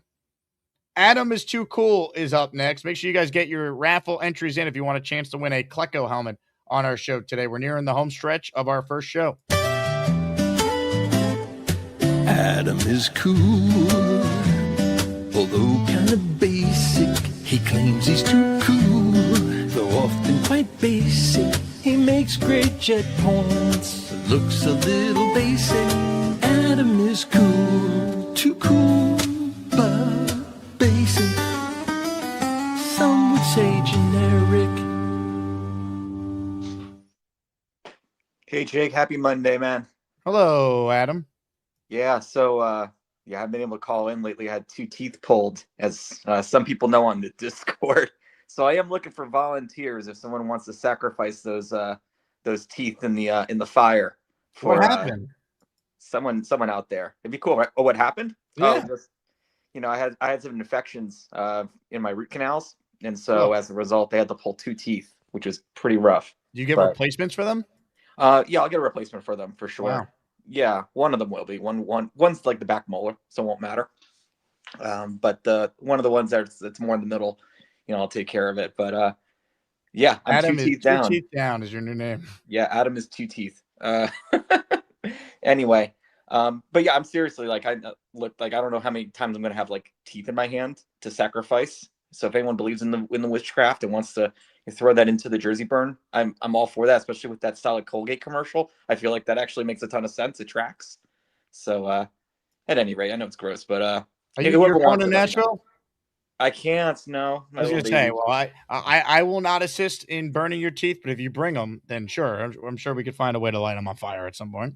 Yeah, or as my community, either hit me up on the Discord for it, or let Jake know, and Jake will let me know, and then I'll figure out if anyone wants to do that kind of thing or not, if they're into it. Anything helps, right? Because I really think that we can win this Tennessee game no problem. I genuinely do. They better win. Something else that I think is kind of interesting is that Saleh. Remember when we'd complain when Saleh gets extra time, the coaching isn't good. When he's had more time to prepare, he has not been very good. Yeah, so I'm hoping that continues to trend in our direction. And then, are there any notable players that are injured from on the Titans that are coming back, or is this this is it for them? Does anyone know in terms of intel? I don't know. I haven't really followed to see if they've had any notable injuries or whatnot. Okay, as we get closer, we'll find out. But the reason I mentioned that is I'm actually pretty excited that we're not showing any of Pons or Sadiq. And if they're both going to play week 1 in even a minimal capacity, that's just really, that works in our favor because they are really interesting, dynamic players that can really catch you off guard if you're not careful. So maybe that's kind of, cards to the chest kind of play by Reich and by Aaron Glenn. Yeah, but are they ready to play and have a role? Who cares they played in the preseason? You're not showing a lot in you're not showing your game plan in the preseason. I'd rather those guys get out there and get reps. Now, Sadiq is a big part of what they want to do offensively. How many plays could you really have for him in your offense for week 1, considering he's missed all of minicamp and he's missed all of training camp? But that's the key. We don't need either of them to play every snap at this point. We'd love them to, but not week 1. Yeah, but they could be really good players, so you would want them to play every snap if they're deserving of it. I'd say like, but how about this, right? For Sadiq, let's just have 12 plays in the playbook that will use him, and then he just has to know 12 plays for week 1. He doesn't have to know the whole playbook. Right. That's probably what they're going to do. But if he knew the whole playbook, it'd make him a more complete player. Oh, for sure. Maybe he does, but also just kind of playing it safe and not letting him, get thrown to the wolves necessarily too. It's the right move. It's just I'm saying like you're trying to argue that because they haven't played, Tennessee can't game plan specifically for them. I don't think that outweighs them getting valuable preseason experience and being comfortable so they hit the ground running right away. Oh, yeah, I agree with you on that front. Yeah, like I wish they could play a full preseason, but unfortunately they're playing a little banged up. But to what extent, we'll find out with Pons. But with Sadiq, I just hope that he's hope the hernia doesn't come back mid-season. Like I wonder if people are taking bets on that because it's just like the hernia that's never going to close. I hope it's not the case, but just got to take care of that. Just trying to think if there's anything else. Oh, I was looking at some of the ESPN reports on like the positional rankings that the Jets have, and I just found it really funny because we're favored and we're actually like top half of the league on a lot of things, and then the two that we were like notably bad at was quarterback supposedly with Geno. I don't buy that necessarily. He can absolutely make a bounce back if the conditions allow. That didn't make sense to me at all. But I thought our O-line looks really good.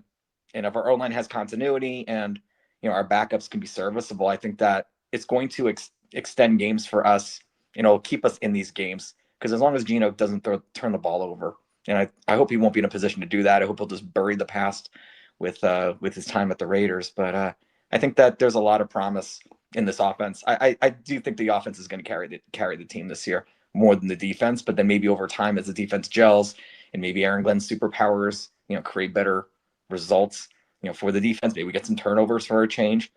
We may still see a good second half of the season, even though we may not get the win totals we're looking for. But I think 6 feels right to me. I think 6 is where we're at the moment, unless all of a sudden our offense really does show promise. Like if Geno is the good, offense is leading them and they still only win 6, that means the defense is horrific.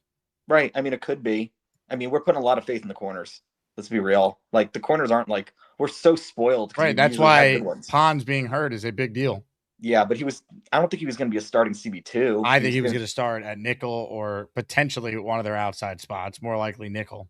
Yeah. Yeah, I think nickel was the way to go. But I think as it relates to the defense may improve over the course of the season, but that may not save the season, if that makes any sense. So I think at any rate, I'm looking forward to the offense. Like my expectations of the offense is going to click because if the wide receivers are good, if AD's really overperforming, if Isaiah Williams is overperforming, that means like all of a sudden we have like a Green Bay problem where we have a lot of talented wide receivers overall. And that's good when you have a quarterback that has the potential that Geno does and an O-line that's going to keep him upright. Like that's Snowball all the wants your teeth for a necklace. Let's go. All right, Jets Worldwide. I'll message you on the Discord. All right, you guys do that, you weirdos. I want videos, man. This is awesome. All right, thank you.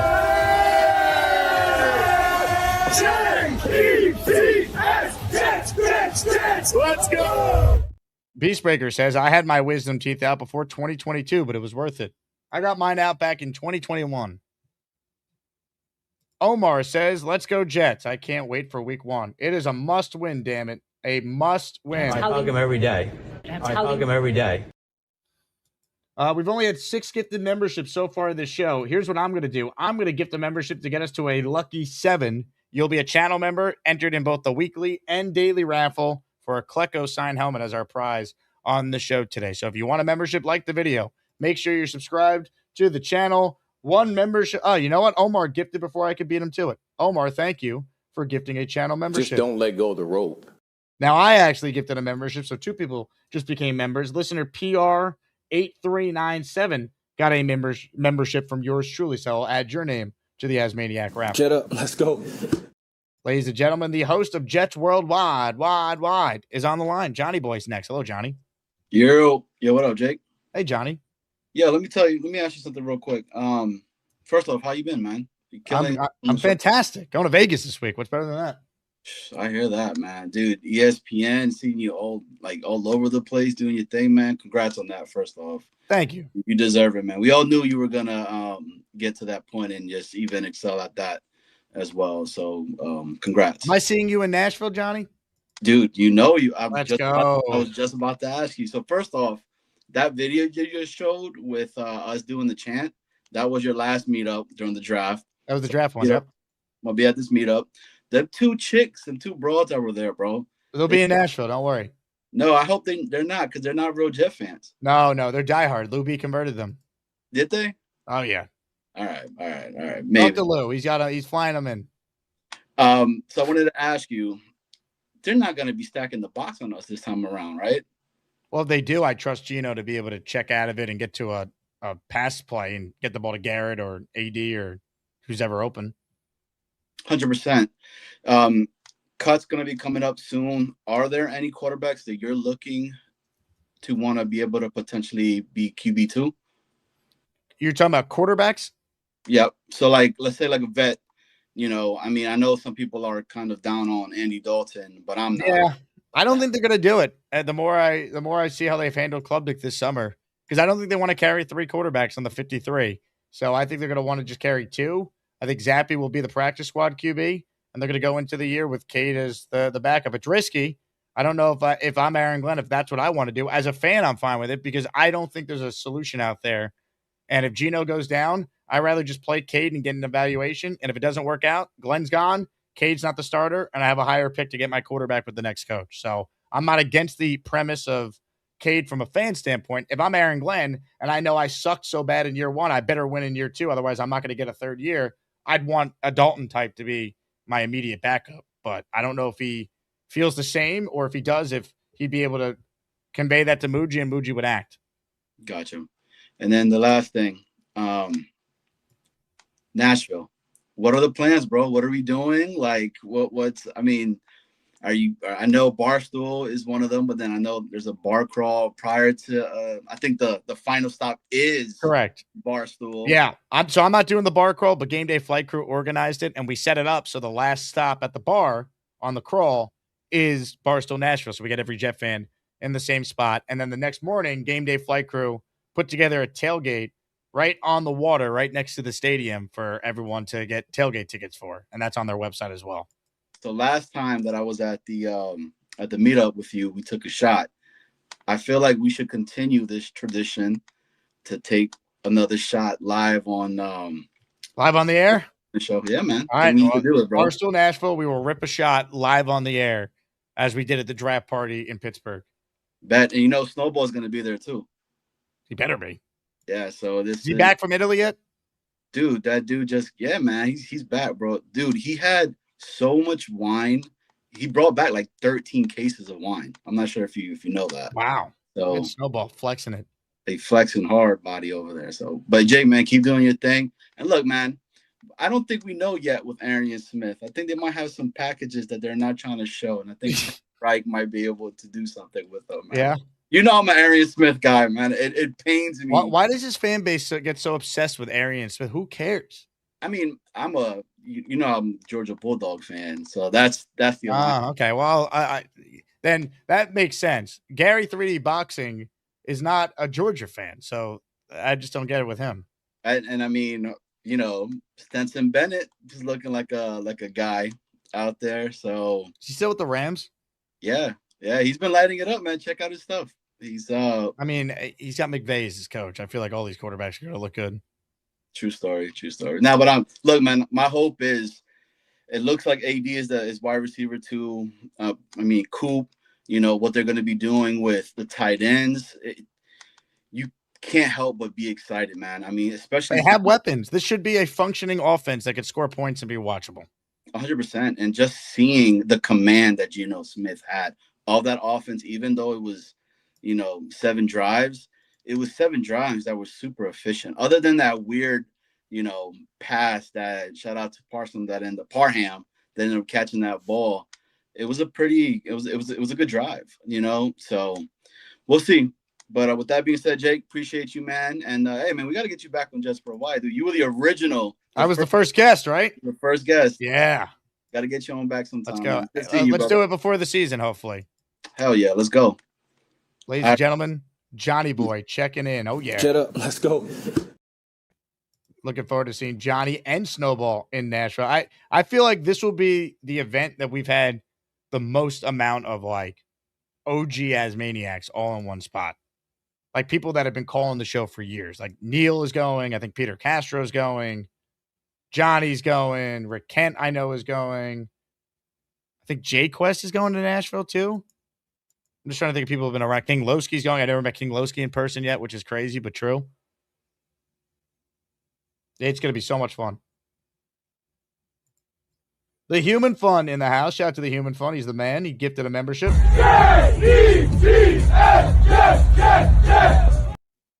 Curly Norman is going. So who's who of people making the trip to watch the Jets and the Titans?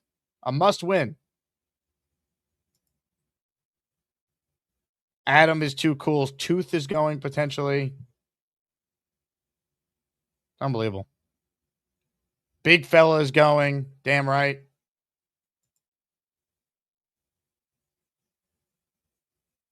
Ladies and gentlemen, last chance to get in on today's action. Jets Collective's live tomorrow, 3:30 Eastern. I'll do the film review with Joe Blewett right after. So if you are looking for the next episode, make sure you go subscribe to the Jets Collective YouTube channel. Thunderlips is going. Panama Jet, I don't know if you're going, but I'll tell you what.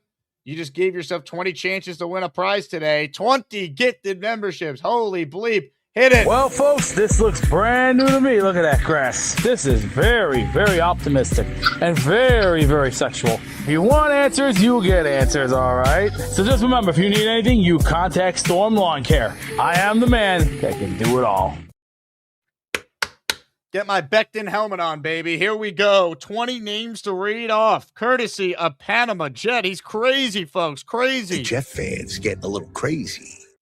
AZ Jet fan, Jeff Seawald, Jeffrey Serena, Candyman 10, DKL98, John Rubio, Greg the Hammer, Dan from NY, Blessed Mel J, Just Jenks, James Jones 3XL, Beast Will Beat Nightbot, Tren Hex, Robert Hammerberg, Hollywood Drools, Sean D. Reith, Alan Hernandez, Donovan Chillin, Captain 638, Big Spanish Jr., and All Hail Nightbot, all receiving a gifted channel membership from Panama Jet. Let's freaking go.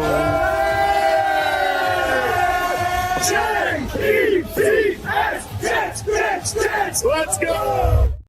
Yeah. Shout out to you, Panama Jet. A 20 spot. I haven't had one of those in a while. He's in the raffle for 20 entries for both the daily and the weekly. I got time for one more call. Ladies and gentlemen, today's closer is a man's man.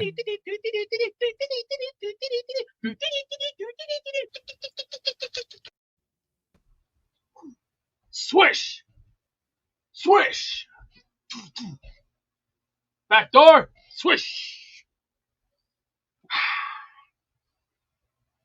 Barbarossa writes in, Beast, I'm having a groundhog issue on a golf course I own. Can you help me out? I have to look at your grass first. I have to look at it first, and I have to look at certain areas where there needs to be edging, and also you gotta look at priming, and you also gotta look for weeds too. Gotta remember, you gotta have one of them things to.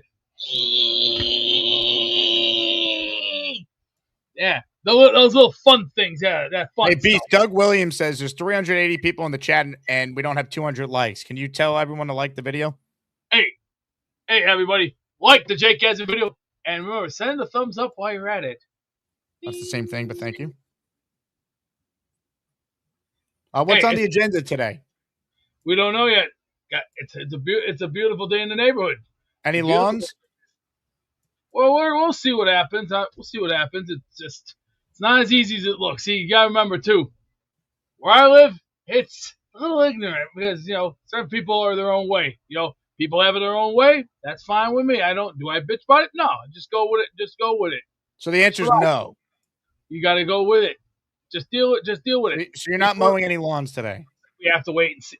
Once I get the cards out, then you have to wait for the process. But you wouldn't get it. If someone called you today, it wouldn't be for today to mow their lawn. It would be for this week. They'd schedule an appointment. No. Correct the same. You have to wait first. When I get the card out and you get my card, then you can make the phone call. Then Has anyone called you yet this week to schedule an appointment? My phone hasn't rang. My phone hasn't rang much. Besides, I've been getting them weird ass spam calls going, "Oh, did you apply for Medicare at A and B?" Like, what? I didn't apply for that shit. What are you, stupid? Is Wednesday still the day that you're going to the doctor that Luby got you an appointment with? Words, no shit.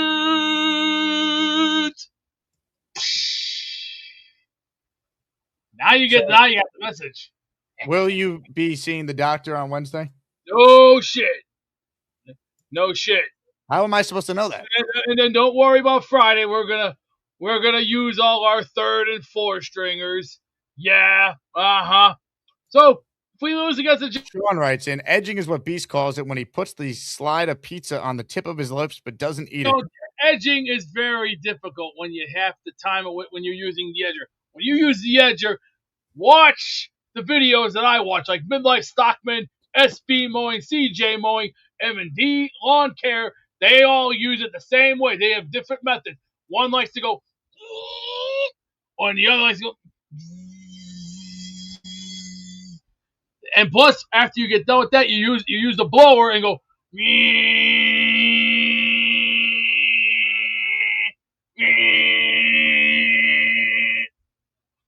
That's how you blow all that garbage away. You get rid of the debris that fast. But if you want to be really cheap, you go get a broom. I got a good broom.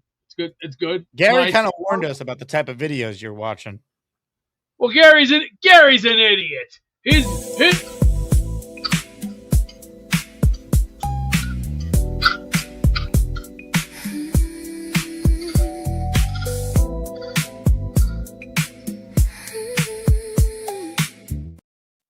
Gary, first of all, where the hell do you come up with porn? Are you stupid or something? Are you that stupid or something?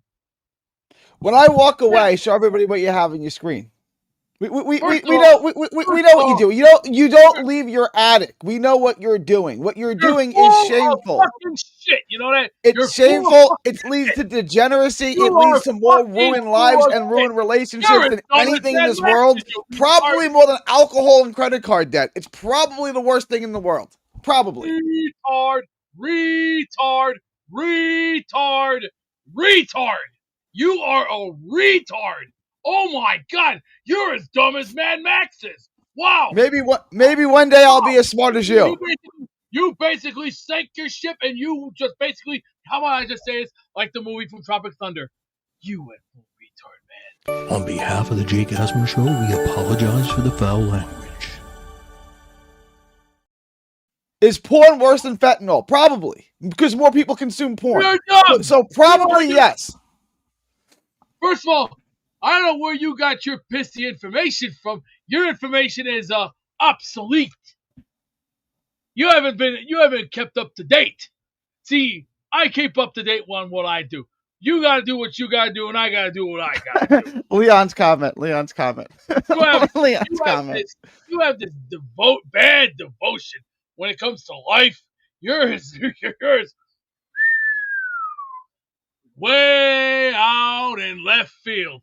I don't know if you can't see a baseball or even hit a baseball.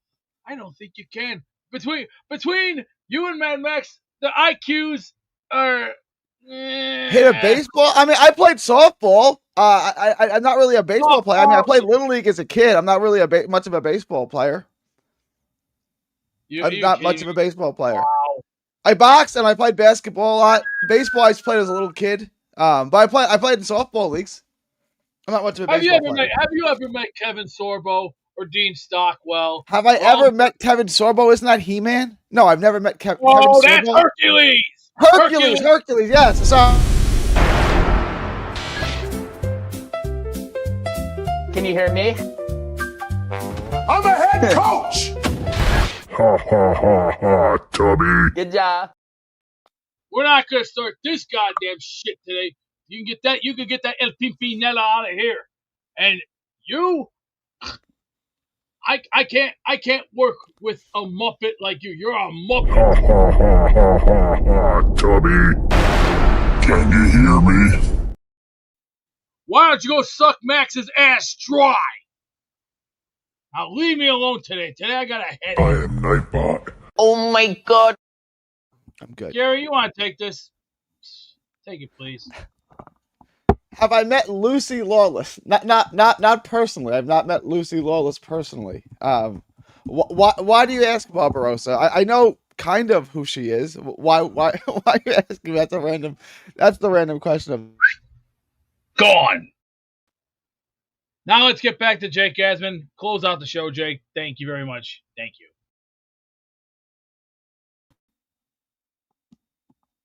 Thanks, Jake. Thanks for always putting me on. I'm having some issues here, Jake. Thanks for putting me on with him. That always. I gotta remember to click out after my call. Thank you for always putting me on with Beast. That's oh my God. No. Thank you. No. I did. Ozzy, I settled. I did settle eventually, and I'm dealing with another IRS problem now from the year 2023. I don't even know what this is. They obviously have me on some list where they're going to bust my balls every year.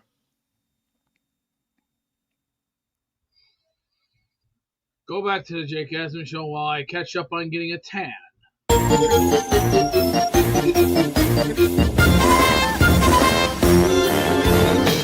That's all, folks. What a show. We'll let Beast go get a tan in his dark attic. Thank you to Gary and all the calls today. You guys were tremendous. Buy some dog food for your pets. Chloe loves Dash dog food. And you can too. Use my link in the description. Again, you'll see it there.